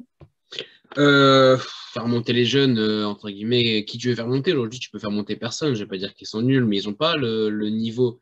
Pratiquement, on parle de Lenny Hero. Moi, je sais pas ce que ça vaut. Hein. Je peux entendre, entre guillemets, mais moi, non, ce que je veux, c'est sur ces 3 derniers matchs, préparer la saison prochaine. C'est-à-dire mettre le plus de joueurs qui seront là l'année prochaine. C'est-à-dire tout ce qui est Thiago Diallo, Gabriel Gudmundsson, André qui devrait rester, je pense, Onana, Jeglova, Weah. Donc ces joueurs, faut les faire jouer. Je vois Adrien, ses réactions, je sais pas ce que je dois en penser, mais pour moi, il faut mettre le maximum de joueurs qui seront encore là l'année prochaine, parce qu'il faut préparer cette saison prochaine. Aujourd'hui, qu'est-ce que tu vas dire voilà, un mec comme Jonathan David, à un mec, voilà, je sais pas, mais des mecs comme ça qui ne pensent qu'il y a une chose, c'est partir. Tu vas leur dire, voilà, tu joues les 3 derniers matchs, joue-les. Si tu peux marquer un but, ça serait bien. Si tu peux essayer de nous faire gagner, ça serait bien. Mais bon, voilà, c'est pas grave. Non, pour moi, il faut pas inclure des jeunes parce que je vois pas trop l'intérêt. Parce que pour moi, personne va monter. Mais pour moi, non, il faut vraiment mettre en place une équipe la plus. Celle qui sera l'année prochaine. Alors, Adrien, préparer la saison prochaine, tu rejoins cette analyse. Mais alors, je vais faire mon mauvais esprit. Préparer la saison prochaine, mais avec qui comme entraîneur? Non, là, je pensais que ça s'arrêtait avec qui, c'était simple. Mais je pense avec Jocelyn. Franchement, je pense qu'il va rester parce que c'est pas suffisamment fort pour que l'étang paye des prix de démission. Et puis, je pense qu'il est tranquille. L'étang, comme ça, il sort quand il veut, publiquement, je veux dire, dans les médias, puisqu'il s'entend bien avec certains journalistes. On va pas se le cacher, tout le monde le sait maintenant. Même si on n'a pas tous les noms, je sais qu'il y en a qui s'entendent extrêmement bien. Et voilà, je pense que comme ça, il est un peu tranquille avec Gourvenec parce qu'il prend pas trop de place. On sait très bien qu'avec Galtier, il était même pas encore intronisé, que ça s'était déjà mal passé, ça s'avait déjà coupé le lien avec Christophe Galtier. Je pense que là, il y a Gourvenec à manager est quand même quelqu'un de relativement simple à manager. Il n'est pas simple comme personne, mais il est simple à manager. Il va pas faire chier les temps. Donc je pense qu'il va le laisser et je pense que l'étang, ça lui permettra d'avoir un genre de soupape de sécurité. Si en octobre ça fonctionne pas, ça fait 2 mois que Gourvenec est là, il le saute et puis il met quelqu'un d'autre et il dit on prépare la saison prochaine, blablabla. Et en fait, tu auras perdu 2 ans parce que c'est tout ce que tu n'as pas fait cette année en début de saison, en vendant Selic ou en dégageant Yilmaz à Nice. Si vraiment il y avait une offre pour Nice, c'est le genre de joueur qu'il fallait déjà dégager pour régénérer ton groupe en fait après un titre de champion qui était un peu inespéré. Donc ça, c'est tout le taf qui était déjà à faire et qui n'a pas été fait durant les premiers mois. Après, tu parlais du classement, des places, etc. Est-ce qu'on finit 12e, 13e derrière Brest Olivier Létang te dira qu'1 million ou 2. C'est important quand même parce qu'il a laissé quand même partir Renido pour 2 millions. Donc ça a quand même pour lui de l'importance. Et puis après, avec qui pour l'an prochain? Je pense vraiment que Gourvenec sera là au moins en début de saison. Je pense qu'il finira pas la saison prochaine. Mais pour les jeunes, laissez-les déjà arriver en N3. Moi, je me dis c'est bien aussi, hein, mais Jean-Michel Vandam a du boulot. Devant lui, sa priorité, elle n'est pas sportive. Elle est plutôt dans l'éducation et dans le travail et dans les valeurs qu'il veut transmettre. Donc au final, là, tu as des petits jeunes qui sont arrivés en National 3 cette année, là, enfin, depuis 2-3 matchs. En tout cas, c'est l'ordre qui a été passé en tout cas à Stéphane Pichot depuis quelques temps. Donc c'est pour ça que les Nioro a joué en N3 par exemple cette semaine. Même s'ils ont perdu, il faut le temps qu'ils s'adaptent. Mais déjà, la N3, c'est un niveau professionnel. Enfin, c'est un niveau avec des adultes. Donc déjà, ça change pour eux qui jouaient la Youth League. Et en fait, il y a un travail avec tous ces jeunes-là. Donc ça va venir au fur et à mesure. Mais en effet, pour l'instant, ils ne sont pas prêts. Après, il n'y a pas de match en N3 ce week-end, donc pourquoi pas faire monter des jeunes comme les Nioro. Il faut juste savoir que les jeunes, 19 ans, etc., que vous ne voyez pas en N3 là, c'est des jeunes qui vont dégager en fin de saison. Pour l'instant, on ne fait jouer on monte les mecs de U19 à N3 pour les préparer parce que peut-être un jour, ils iront en équipe première du LOSC. Mais ceux qui vont pas en N3 à l'heure actuelle, en règle générale, c'est parce qu'on compte plus sur eux cet été. C'est juste une petite mise à jour pour la jeunesse. Après, Baptiste, tu parlais de David qui part ou quoi que ce soit. Enfin, tu le vois dans le papier de La Voix du Nord tout à l'heure qui parle de Ludovic Ajorc. Au final, Jonathan David, tu ne le vends pas à 50 millions. Donc, en fait, il va peut-être rester tellement il est mauvais. Il s'est cru partir. Finalement, il est tellement pas bon depuis janvier qu'il va peut-être rester. Après, à côté d'Ajorc, tu vois les prix. Je peux vous confirmer qu'il y a vraiment des intérêts et des discussions, mais après. Le prix est à combien Le prix d'Ajorc, là, La Voix annonce 15 millions, je crois. Ouais, c'est pas déjà mal. plus de 5 millions, déjà, je ne sais pas si tu peux. Donc, Ouais, mais si tu fais un échange David et Ajorc, moi, ça me va. Hein. Et pourquoi enfin, après, moi, je me mets dans la tête d'Ajorc. Ouais, c'est ça. Et pourquoi Quel tu viens intérêt? Ouais, bah oui. Tu vas jouer la Coupe d'Europe, donc va pas t'emmerder avec un coach qui te fait progresser techniquement et tactiquement. Et mentalement, ça se passe bien dans le vestiaire. Donc pourquoi tu partirais dans un vestiaire un peu foireux, un peu tendu, avec un manager, tu sais pas ce qu'il va t'apporter? T'as totalement raison. Ouais, j'y crois pas absolument. Enfin, j'y crois pas, même si je peux vous confirmer que oui, il y a des intérêts et des échanges. Ils m'ont écouté il y a 2 semaines, je l'avais dit. J'avais dit C'est qu'il vrai. fallait. C'est vrai, c'est vrai. On confirme, Baptiste, bravo. Alors, ce scénario du maintien de Gourvenec n'est pas forcément celui qui est plébiscité par la Vox Populi. Alors, il y a un adage qui dit Vox Populi, Vox Dei. Alors, c'est un adage qu'on ne peut qu'accepter quand on parle de démocratie, mais bien souvent, la Vox Populi, elle a tendance, elle conduit à la chasse aux sorcières, à la recherche du bouc émissaire. Et c'est vrai que le pauvre Gourvenec même avant son arrivée, il en a pris partout, hein, par tous ces espèces de Saint-Just du Vieux-Lille, de Robespierre, de Pacotti, qui l'ont voué hégémonie tout de suite et qui lui ont laissé aucune chance parce qu'ils avaient des fantasmes prospectifs sur Laurent Blanc, sur d'autres entraîneurs un peu plus huppés qui seraient de toute façon jamais venus à Lille. Donc, je crois qu'il faut oublier le passé et se construire sur le... Laurent Blanc est quand même venu à Mérigny taper quelques balles, hein, enfin quelques trous. Hein. C'est vrai. Moi aussi, je suis allé à Mérigny taper quelques balles. On n'a jamais parlé de moi comme entraîneur du LOSC. Hein. C'est un scandale. Tu n'as pas été au bon moment. Ça doit être ça, où je tape beaucoup moins loin que Laurent Blanc. Donc, toujours est-il que le Gourvenec est un peu, aujourd'hui, si on fait un sondage sur est-ce qu'il faut garder Gourvenec au LOSC l'année prochaine, ça sera un plébiscite à son encontre, entre guillemets. La preuve, c'est qu'il n'est même pas nommé dans la liste des meilleurs entraîneurs de Ligue 1, alors qu'il est quand même, il a remporté le trophée des champions et c'était le dernier entraîneur d'un club français qualifié en Ligue des champions. Donc, c'est tout à fait injuste. Je plaisante, je fais un petit clin d'œil à ta question de ce soir sur 100% Club Ch'ti. Donc, je ne sais pas, vous, pilier du bistrot, donc Adrien a donné son avis. Est-ce que ça vous ferait kiffer de voir Gourvenec rester pour un nouveau projet avec des nouveaux joueurs, avec une équipe qui serait construite sur la base des jeunes du centre de formation ou de jeunes recrues, chose que savent faire l'équipe Létang, hein. Pour l'instant, je vous rappelle que depuis que Létang est arrivé, les recrues, c'est Gudmundsen, c'est Zegrova, c'est Onana, c'est plutôt des résultats qui sont assez satisfaisants. Donc, est-ce qu'il faut maintenir finalement Gourvenec dans ce vrai nouveau projet avec une équipe régénérée? Il y a Ben Arfa quand même. Hein. Ben Arfa, c'est un coup marketing. C'est pas, je crois que c'est peanuts. Hein. Il a été pris. J'aurais pas le même raisonnement s'il avait signé pour 3 ans avec un salaire mirobolant. Mais Ben Arfa pour 6 mois à 80 000 balles par mois, c'est pas. C'est plus pour vendre quelques maillots que pour compter réellement dessus. Donc, mis à part donc Ben Arfa, donc un bilan mercato plutôt prometteur, ou est-ce qu'au contraire, vous pensez que Gourvenec a fait son temps, il a été usé finalement par la pression du public et il a une bonne tête de fusible et qu'il faut que les temps s'en débarrassent tout de suite dès la fin de saison pour retravailler avec à la fois un nouveau groupe et un nouvel entraîneur. Christophe, est-ce que tu as un avis là-dessus? Comme le disait Adrien tout à l'heure, 5 millions, on n'a même pas les moyens de les mettre sur un attaquant. On va faire comment pour payer non seulement des indemnités de licenciement et retrouver quelqu'un de compétitif et lui mettre l'équipe actuelle dans les mains qui sera décomposée, disséquée, enfin voilà, disséminée partout en Europe.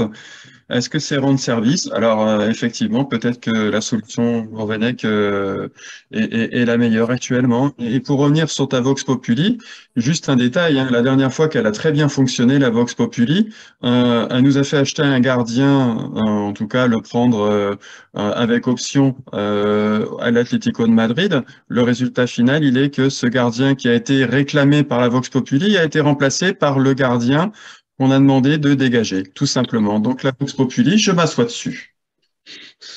Bon, Baptiste. C'est une recrue Létang. Hein. C'est pas faux. C'est pas faux.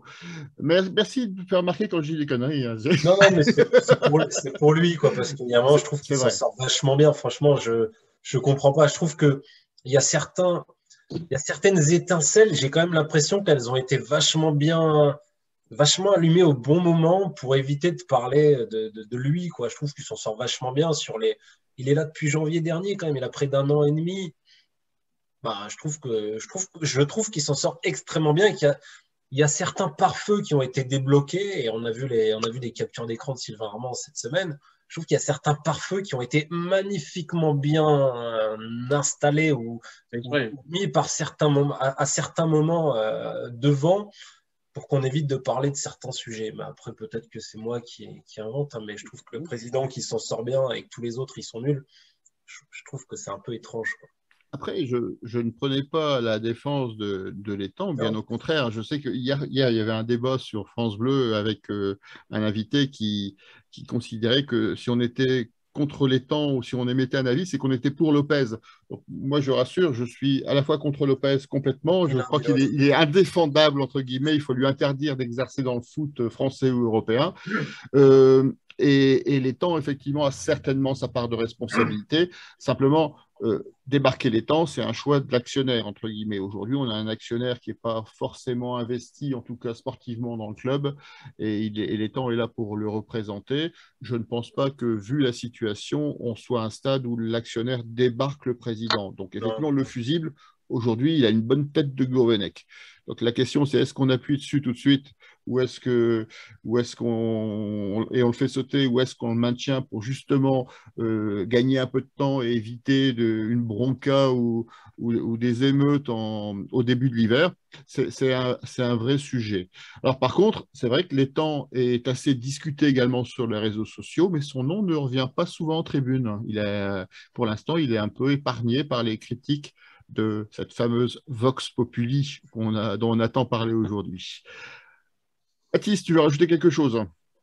Non, non, pas spécialement. Non, j'ai plus grand-chose à dire sur ce sujet. Non, après, je vais juste revenir, ouais, par exemple, sur l'Europe, etc. Tout à l'heure, je parlais sur le fait que c'est pas une mauvaise chose de parler d'Europe, malgré le fait, ouais, qu'on va se priver, par exemple, de joueurs comme Majorque, alors hors le côté financier, mais plus le côté sportif, etc.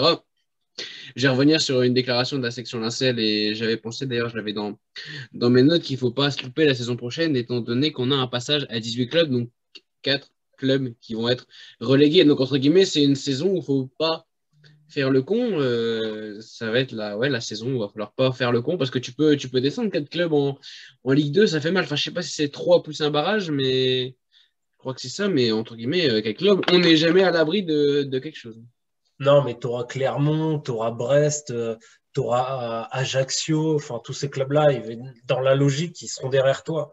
Et Ouais. j'ai trouvé un petit truc qui va dans le sens de l'étang aussi pour la progression du club dans les prochaines années. Il y a apparemment un gros boulot de fait sur le recrutement local. Pour l'instant, on n'a pas de signature officielle à part un petit jeune de Lambersart, mais il n'y a pas de partenariat pour l'instant avec le club de Lambersart. Mais de moi, ce qu'on me dit, en tout cas, l'étang bosse beaucoup sur le fait de redevenir un peu l'aspirateur des meilleurs joueurs de la région. Voilà. C'est juste un petit truc positif parce que j'ai tendance à beaucoup taper dessus quand on me demande, mais on m'a quand même dit des choses bien sur lui et apparemment il bosse bien dans ce sens-là. C'est dans son discours, à son crédit, on va aller jusqu'au bout finalement de la critique objective, entre guillemets. À son crédit, il y a quand même visiblement un assainissement de la situation financière, d'ailleurs il faut le préciser. Et effectivement, ce projet jeune est quelque chose que nous avait notamment décrit Jean-Michel Vandamme lorsqu'on l'avait reçu au bistrot d'Allée-les-Losc. C'est presque un serpent de mer depuis 2 ans, mais notamment depuis l'arrivée de la nouvelle équipe. Après, la problématique, c'est que à effectif actuel chez les jeunes, la plus-value pour l'équipe première risque de ne pas se présenter avant même pas l'année prochaine, mais peut-être dans 2 ans, dans 3 ans. Donc c'est un travail de longue haleine qui fait que pour l'année prochaine, il faudra aller chercher le cœur de l'équipe finalement à l'extérieur avec un budget qui sera forcément revu en conséquence.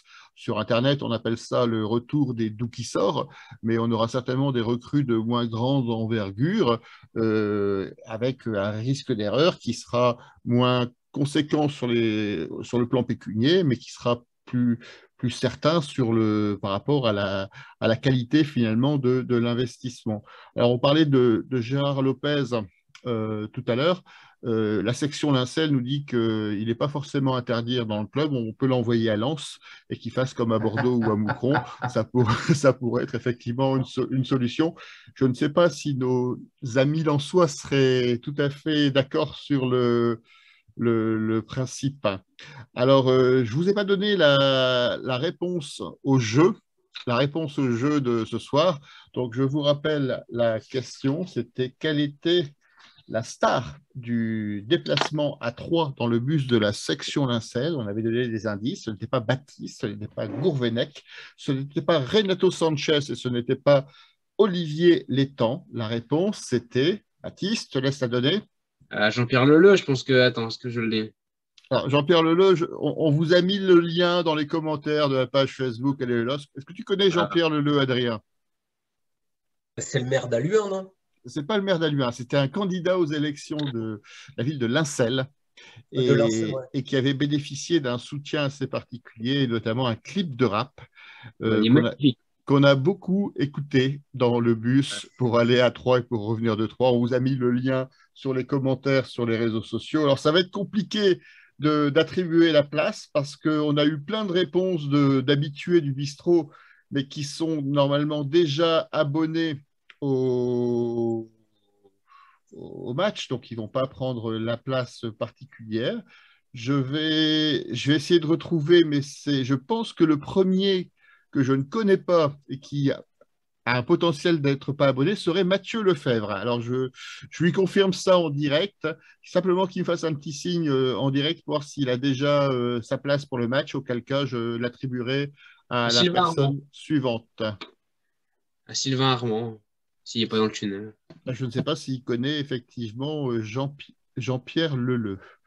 Alors, est-ce que vous avez quelque chose à rajouter finalement sur ce match de Monaco? Moi, je voulais aussi rajouter quelque chose par rapport à Gourvenec. On parlait tout à l'heure, est-ce qu'il va être débarqué ou non par le club sous la pression de la Vox Populi ou d'Olivier Létang, mais je l'évoquais tout à l'heure, est-ce qu'il n'y en a pas marre du LOSC? Parce que, est-ce que, Adrien, sur les déclarations qu'il a ces derniers jours, est-ce qu'on n'a pas la sensation que on approche le trop-plein et que finalement, ce ne serait pas lui qui aurait lâché le groupe?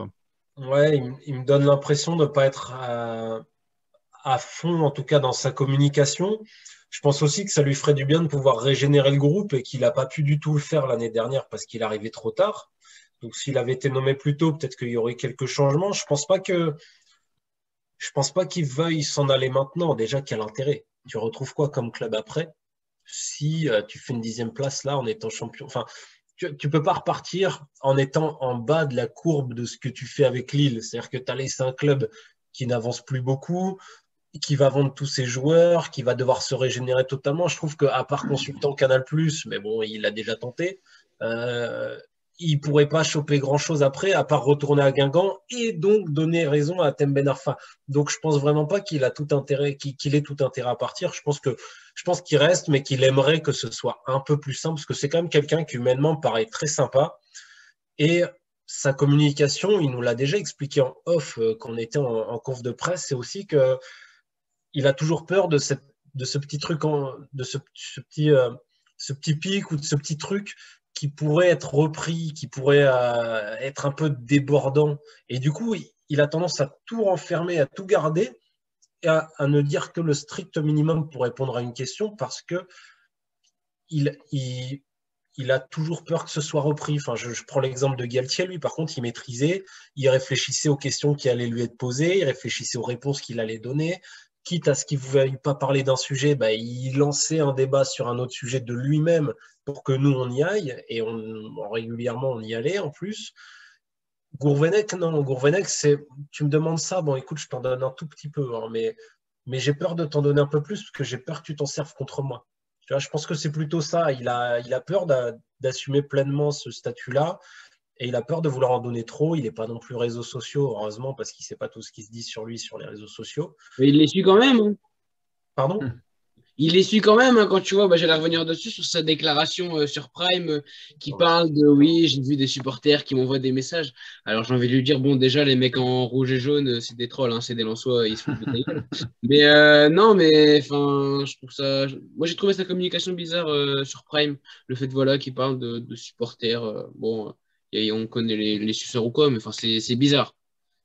Oui, c'est juste pour dire que les Gourvenec d'émission, ils sont à faire contrebalancer avec des supporters qui l'aiment bien, mais il ne les connaît pas forcément beaucoup, les supporters qui l'aiment bien non plus, tout comme il ne connaît pas ceux qui disent Gourvenec d'émission. Enfin, moi, de ce qu'il nous a dit, c'est qu'il était vraiment pas réseau, il a l'air de pas trop connaître Instagram, il a sûrement un compte Facebook avec juste sa famille et quelques potes à lui, enfin, avec un autre nom, enfin. Mais je pense pas qu'il ait envie de s'en aller, j'ai plus envie de croire qu'il aimerait déjà être celui qui arrive cet été au moment de tout reconstruire et qu'il arrivait au moment où on était encore en train d'abattre, enfin on commençait à peine à abattre le bâtiment qu'il y avait avant, qui était celui de Galtier. Là, on est tout doucement en train d'abattre, mais au lieu de mettre une grue, on tape au marteau sur les briques, tu vois, donc ça tombe pas vite. Donc je pense qu'il est plutôt là en train d'attendre que ce soit un peu plus écroulé pour pouvoir reconstruire un truc beaucoup mieux. Et je pense que dans ce cas-là, il serait peut-être un peu plus à sa place, un peu plus épanoui que le Gourvenec que tu vois en ce moment, François, sur les réseaux, enfin, sur les médias ou quoi que ce soit. Donc, en fait, pour toi, sur ce que tu en connais, il voudrait certes tourner la page, mais il voudrait continuer à être finalement dans le deuxième chapitre. Ah oui, je pense, ouais. Enfin, oui, clairement, ouais.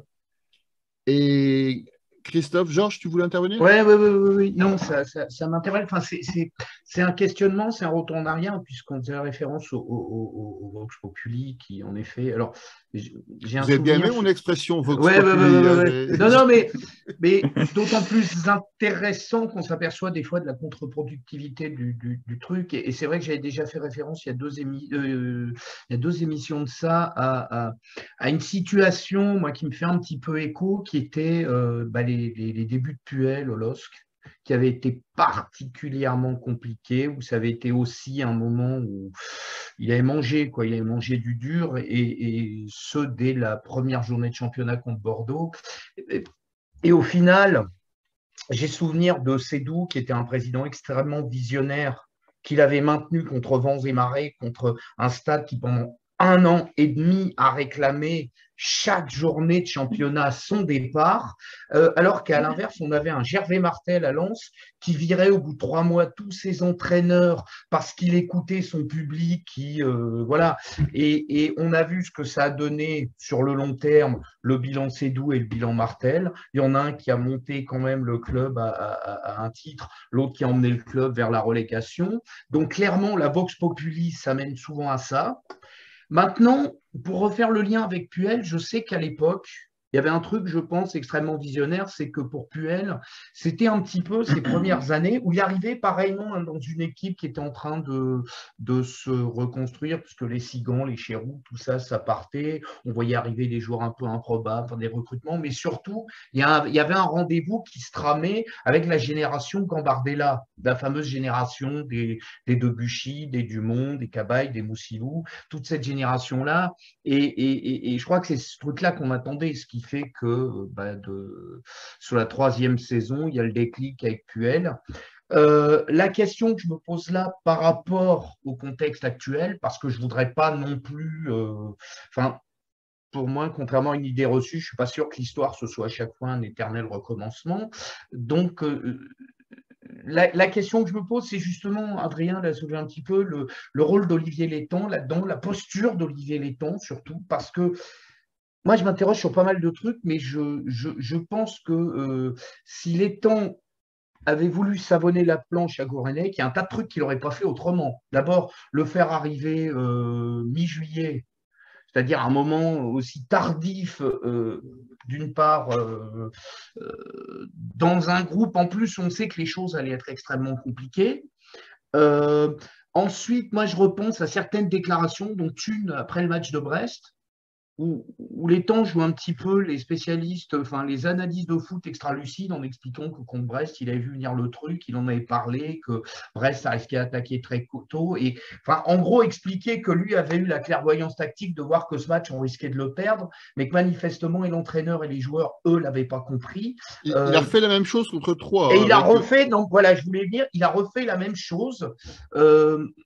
Alors, j'ai un peu l'impression, est-ce que, on l'évoquait, la question de l'inconnu, est-ce qu'il est en train de sauver ses miches par rapport à l'actionnaire, justement, disons, c'est pas moi, c'est l'autre, mais à un moment, de toute façon, oui, on a vu clairement que Gourvenec était pour les temps un fabuleux paravent, et pouvait devenir aussi un fusible. La question est de savoir, on voit que le fusible pète, il a plus son paravent, quoi.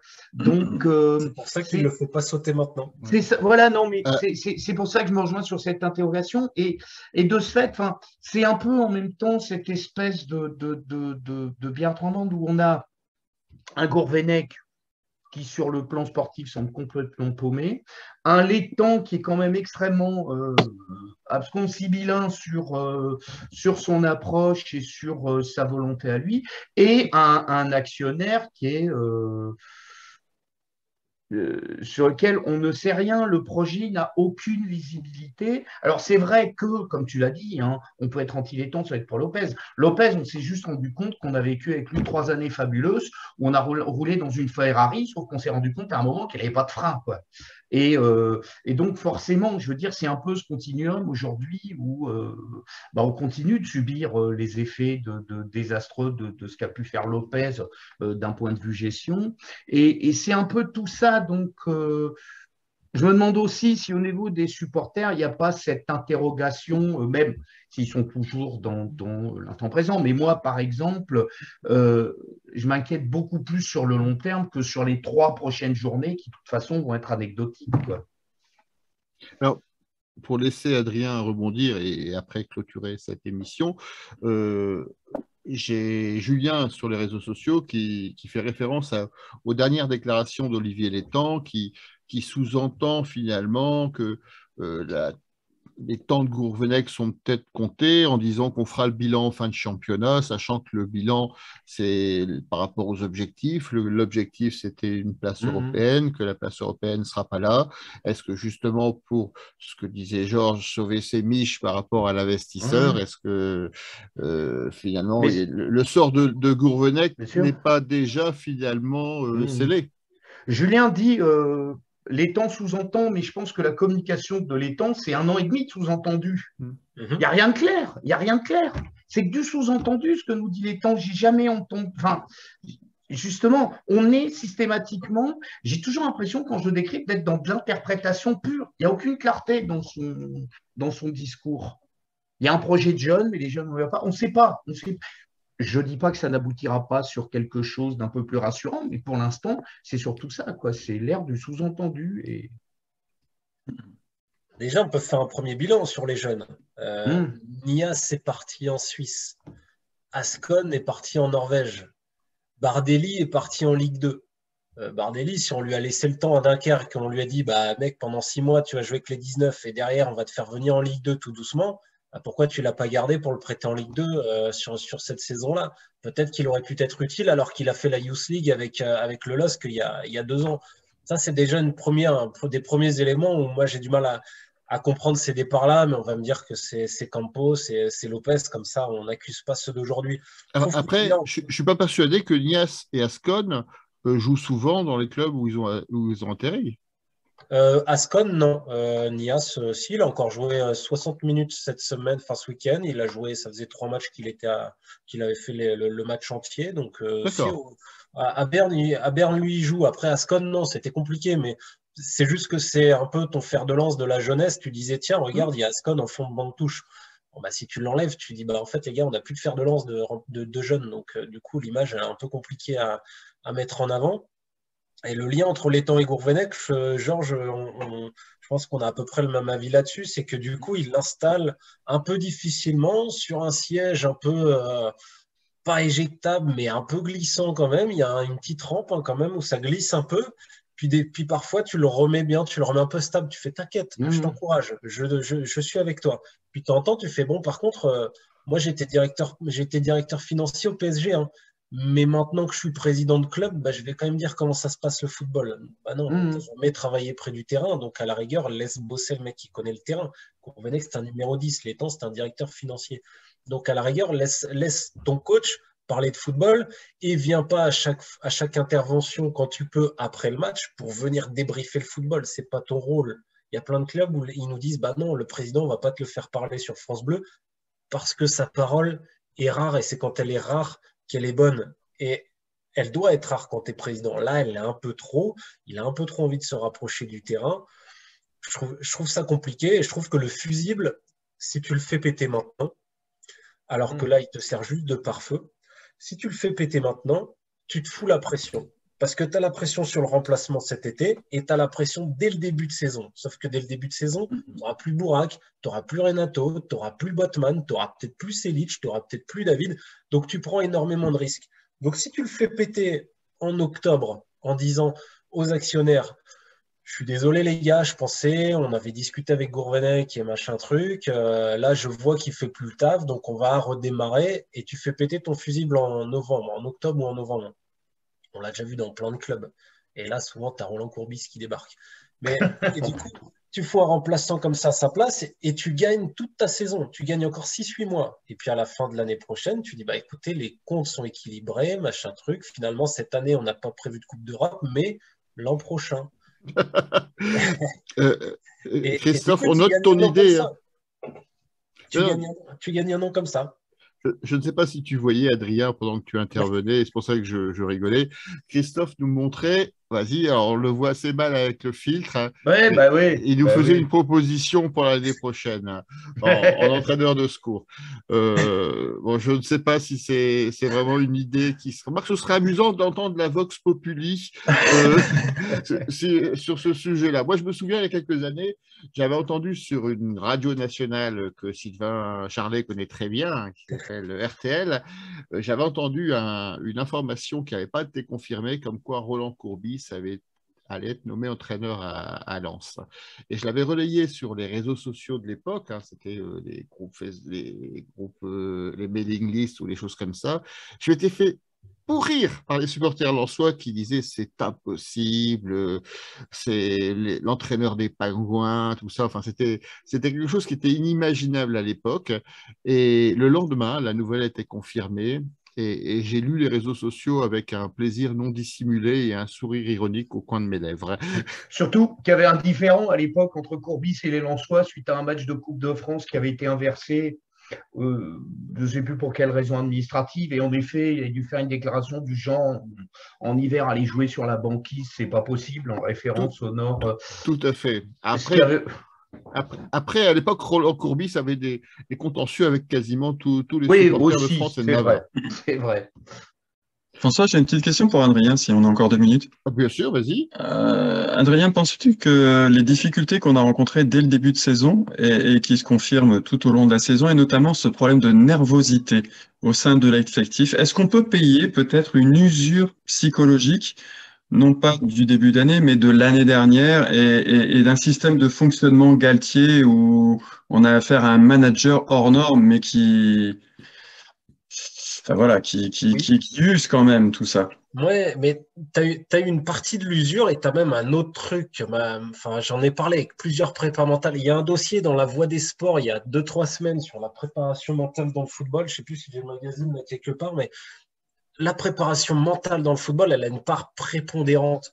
Et on ne se rend pas compte à quel point Galtier, quand il arrivait, et il s'est fait siffler lui aussi, il me semble, les 6 premiers mois, il finit Ouais. 17e, il finit premier non relégable, on l'oublie, mais ça part de là. Il en chie au début, il a un effectif pourri, il met du temps à le formater, son effectif, il va récupérer des mecs comme Bamba ou Ikoné pour se sauver un petit peu, et il fait progresser tout le monde, mais surtout au-delà de l'aspect tactique, parce qu'il n'a rien révolutionné dans le football tactiquement parlant. Il fait toujours ce qu'il fait à Nice, la même chose que ce qu'il faisait à Lille, sauf qu'il a pas tout à fait les mêmes joueurs, donc ça réussit encore un peu moins bien.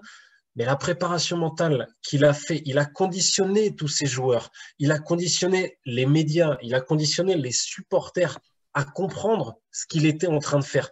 Et en fait, il a réussi à conditionner tout le monde à peu près en même temps. C'est-à-dire qu'au moment où il avait besoin de compter sur les supporters, il avait déjà prévu 6 mois avant sa façon de communiquer pour que, en fin de saison, les supporters soient avec lui. Et il a fait pareil avec ses joueurs. Et on ne se rend pas compte qu'à la fin de ce cycle-là, enfin, c'est n'importe quelle crise immobilière, n'importe quelle crise, les subprimes, c'était pareil, ça monte, ça monte, ça monte. Et puis d'un coup, tu vois que tu arrives au top, ça s'écroule. C'est exactement la même chose. Ils ont été préparés. J'en ai parlé avec Denis Troche également, qui est préparateur mental dans le sport maintenant. Il m'a dit, mais même vous, votre responsabilité des médias, elle est pour quelque chose. Dans l'arrivée de Gourvenec, on en avait parlé avec Denis. Et je dis, mais comment faire? Parce que pour lui, la planche, elle est déjà savonnée, méga savonnée. Il y a des trous partout. Et il me dit, bah oui, mais vous contribuez vous-même. Et je dis, mais moi, je suis pour rien. Je ne crache pas dessus, je ne tombe pas dessus, je ne suis pas critique pour le moment. Mais il me dit, mais vous l'êtes. Les autres médias le sont, les supporters le sont. Et le conditionnement mental des gens, il vient vraiment de tout le monde. Et Galtier, il avait travaillé sur tout ça. Il n'avait pas travaillé sur un cycle de 5 ans ou sur 10 ans. Il n'est pas président de club. Il savait qu'il pouvait sauter si les résultats ne venaient pas. Mais il avait préparé tout son groupe. Et il s'est entouré de joueurs qui étaient capables de faire tout ça. Bourak, c'était une des petites touches. Parce que moi, techniquement, Bourak, l'an dernier, il n'est pas exceptionnel pour autant, à part le but à Lyon. il n'est pas meilleur que beaucoup d'autres. Mais il avait réussi à conditionner tout le monde. Ikoné qui vient défendre, Araujo qui vient défendre. 2 ans avant, il ne l'avait jamais fait. Mais ils ont été préparés à tout ça. Et derrière, il y a cette chute. Comme dans n'importe quelle montée extrêmement rapide, extrêmement bien foutue, il faut repréparer mentalement. Et c'est pour ça que cette année, tu aurais dû faire partir plein de mecs qui étaient déjà un petit peu au bout du rouleau, qui ne suivaient pas le move. Donc, Burak, par exemple, tu savais qu'il n'allait pas surperformer. Il avait 35 ans, et il avait fait une saison, comme le disait Powell hier dans Tribune Nord sur France Bleu. Le mec, tu savais qu'il n'allait pas te refaire une deuxième saison comme ça. Mais ton travail avec David, il est bien. Gourvenec avec Jonathan David, il a une discussion au tout début de saison. Il le prépare mentalement à faire une saison de malade. Qu'est-ce qu'il fait les 6 premiers mois? Il fait une saison de malade. Enfin, tout est préparation mentale. Et il y en a plein qui sont totalement à l'ouest. Selic, s'il fait un bon match Turquie-Italie, ben, il n'est plus là. Il est vendu 10 millions en Italie, à la Roma, je ne sais pas qui. Et en fait, c'était prévu. Sauf que quand il joue contre l'Italie, qui ne regarde pas la Ligue 1, il fait un match de merde avec la Turquie. Et dans ce cas-là, tous les Italiens se disent « Putain, si c'est lui, on n'en veut pas ». Et donc, ils arrêtent. Et Selic, il revient là, il se dit « Merde, il n'y a plus personne qui m'appelle. Bon, bah, je vais rester là. Mais j'étais champion de France, en fait, je suis nul. » Bon, bah, voilà. Et il faut retravailler mentalement sur tout ce groupe-là. Et le mieux pour le faire, bah, c'est de régénérer. Quand tu régénères, bah, tu dois faire partir Xeka, qui n'en pouvait plus d'être 4e au milieu de terrain. Laisse-le partir à Rennes. Ça coûte rien pour service rendu. Tu lui dis, mec, désolé, on te laisse partir, merci pour tout, tu as été champion avec nous, on te kiffe, mais pars. Et puis tu régénères ton groupe et tu laisses de la place à Nias. Nias, il avait faim. Donc il revient avec un autre état d'esprit. Mentalement, tu prépares ces mecs-là. Diallo, c'est pareil. Mais tu aurais dû commencer bien plus tôt. Mais pour ça, il aurait fallu que Gourvenec soit là bien plus tôt et que l'Étang ait voulu faire bouger certaines choses un peu plus tôt. Mais le sens de l'histoire pour Olivier Létang n'est pas le même que pour vous. Vous voulez des résultats tout le temps ici, vous serez encore là dans 3 ans. Létang, il ne sera plus là dans 3 ans. Létang, il va bonifier son contrat sur 2 ans.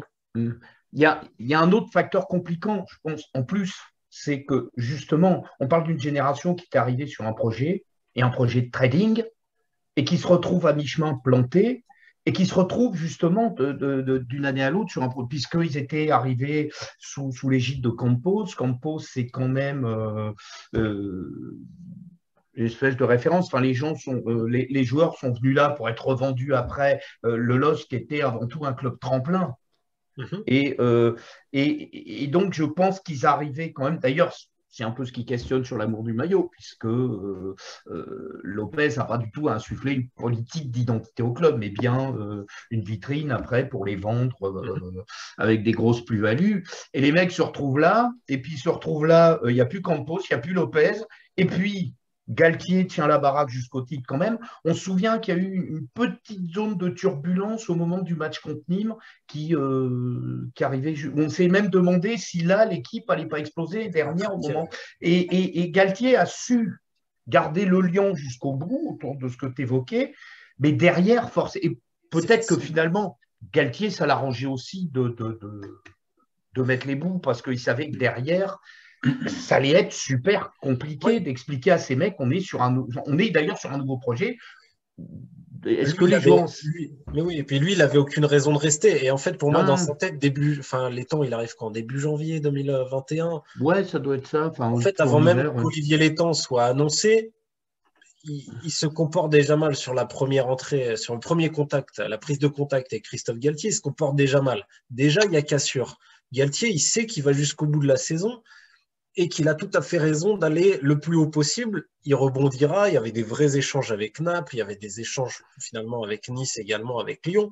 Mais Galtier, même quand il y a Nîmes qui arrive, Galtier n'a pas de mal à faire en sorte que sur les 8 derniers matchs à peu près, il arrive à faire concentrer son groupe. Il y a la carotte du alors que ça fait 2 ans et demi qu'il travaille pour ça. Donc 8 matchs, c'est plus rien pour lui. C'est anecdotique à la fin de la saison.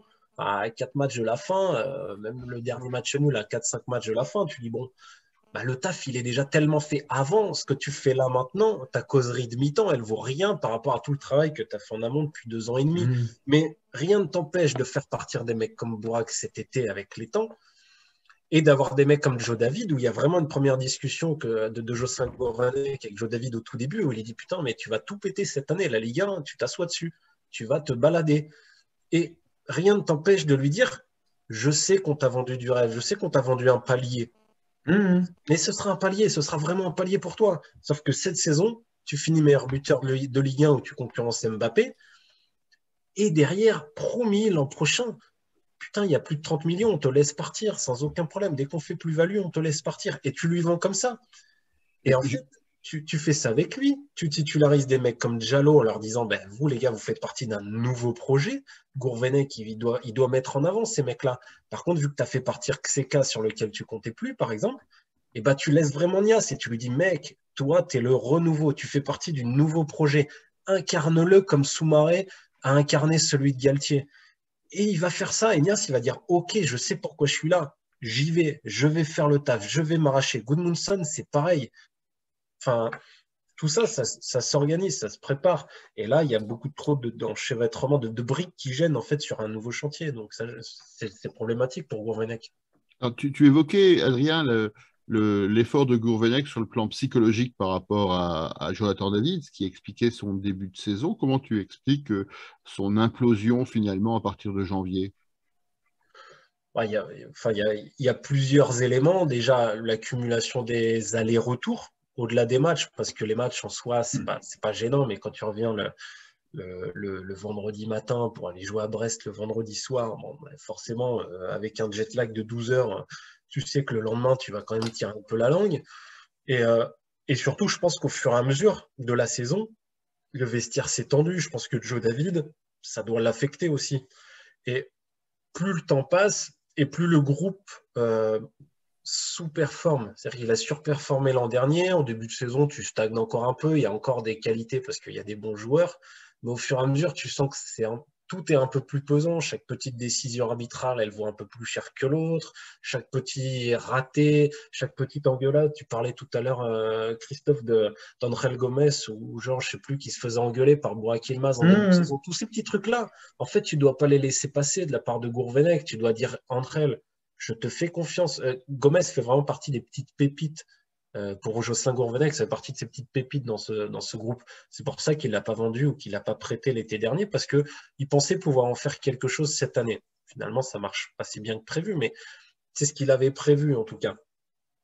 Mais du coup, tu as peu de turnover devant, tu as peu de remplaçants. Tu as fait partir Yazice qui, lui, on lui a clairement vendu autre chose que ce qu'il venait voir apparemment, parce que là, il est très content d'être à Moscou.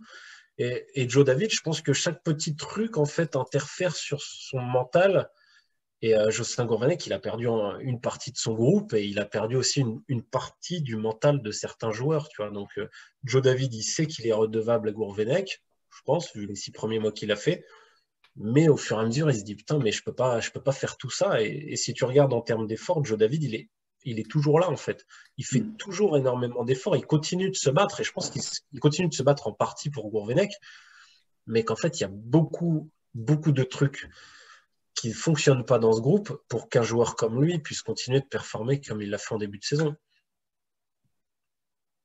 Bon, mais je crois qu'on a fait le tour de l'actualité de cette semaine. Il est 22h30. On a explosé complètement l'horaire, mais ça devient une habitude. On est de plus en plus bavard. Et puis, oui, Georges. J'ai une petite aparté quand même, Gaudi. Je ne sais pas si vous suivez la fabuleuse série de Arte qui s'appelle En thérapie. La saison 1 reportée sur le post-Bataclan, la deuxième sur la situation des gens après le confinement du Covid. Je me dis, il serait bien d'avoir une saison 3 avec le staff, les joueurs du LOSC autour de la saison qui a suivi le titre, quoi. Et le public. Et le public, évidemment. Ouais. Je pense qu'il y a un scénar à faire, là. Ce sera l'occasion de faire revenir notre psychiatre favori, Olivier Brochard. En plus. On va lui donner un peu de boulot. Bon, en tout cas, je voulais vous remercier pour cette émission très riche et très longue. On a été très suivis sur les réseaux sociaux, beaucoup de questions, beaucoup de commentaires, qui sont d'ailleurs pas aussi vindicatifs qu'on pourrait l'entendre sur d'autres médias, d'autres moments. Donc, peut-être que nos analyses commencent à se partager, entre guillemets. Je voulais donc me remercier tous les auditeurs qui nous ont regardés ce soir en direct. Je remercie aussi en différé ceux qui nous regarderont en replay sur la chaîne YouTube.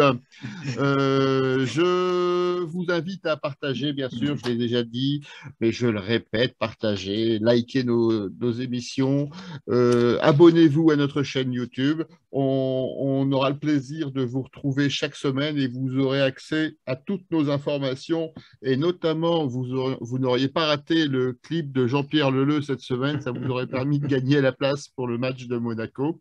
Donc, si après ça, je n'ai pas 3000 abonnés sur la chaîne YouTube, je ne comprends plus. Je voulais remercier notre invité. Merci Adrien de ton éclairage, de ton avis très éclairé sur la situation du LOSC et qui finalement nous permet de prendre un peu de recul par rapport à nos qualités de supporters. Donc, merci Adrien. Ah, merci pour l'accueil, les gars. Enfin, j'ai réussi à me libérer pour venir. C'est vrai que ça a été long cette saison. Hein. Ça a été difficile. Pardon. Non, mais bon, c'est toujours compliqué. Vous ne voyez pas en fait l'organisation des émissions et l'invitation de nos invités. C'est super compliqué avec les agendas. Enfin, vous devez connaître ça, chers amis internautes, dans vos activités professionnelles. Il faut caler les agendas et c'est compliqué, mais on arrive quand même à avoir notamment en fin de saison, tous ceux qu'on a ratés pendant la première partie. Et en tout cas, c'est un plaisir, Adrien, de te recevoir au Bistrot de la LOSC. Tu es le bienvenu.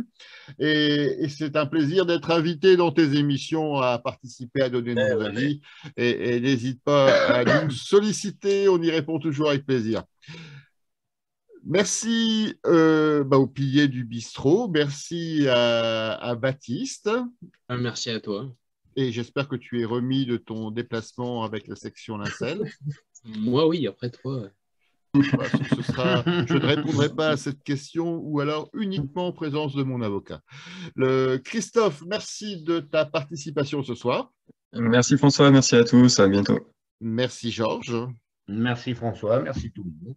On n'a pas de nouvelles de Lorenzo qui s'est perdu entre l'aéroport de Bologne et son domicile. On va essayer de faire venir une prochaine fois, mais en tout cas, on le salue. Je vous souhaite à tous une excellente semaine, notamment sur le plan sportif. Donc, c'est vendredi soir au stade Pierre-Mauroy à 21h. Et donc, on va essayer de retrouver le gagnant de la place d'ici là. Bien sûr, semaine avec un match, on va dire tous ensemble, le cri de guerre de l'émission. 1, 2, 3, allez, le LOSC. Pardon.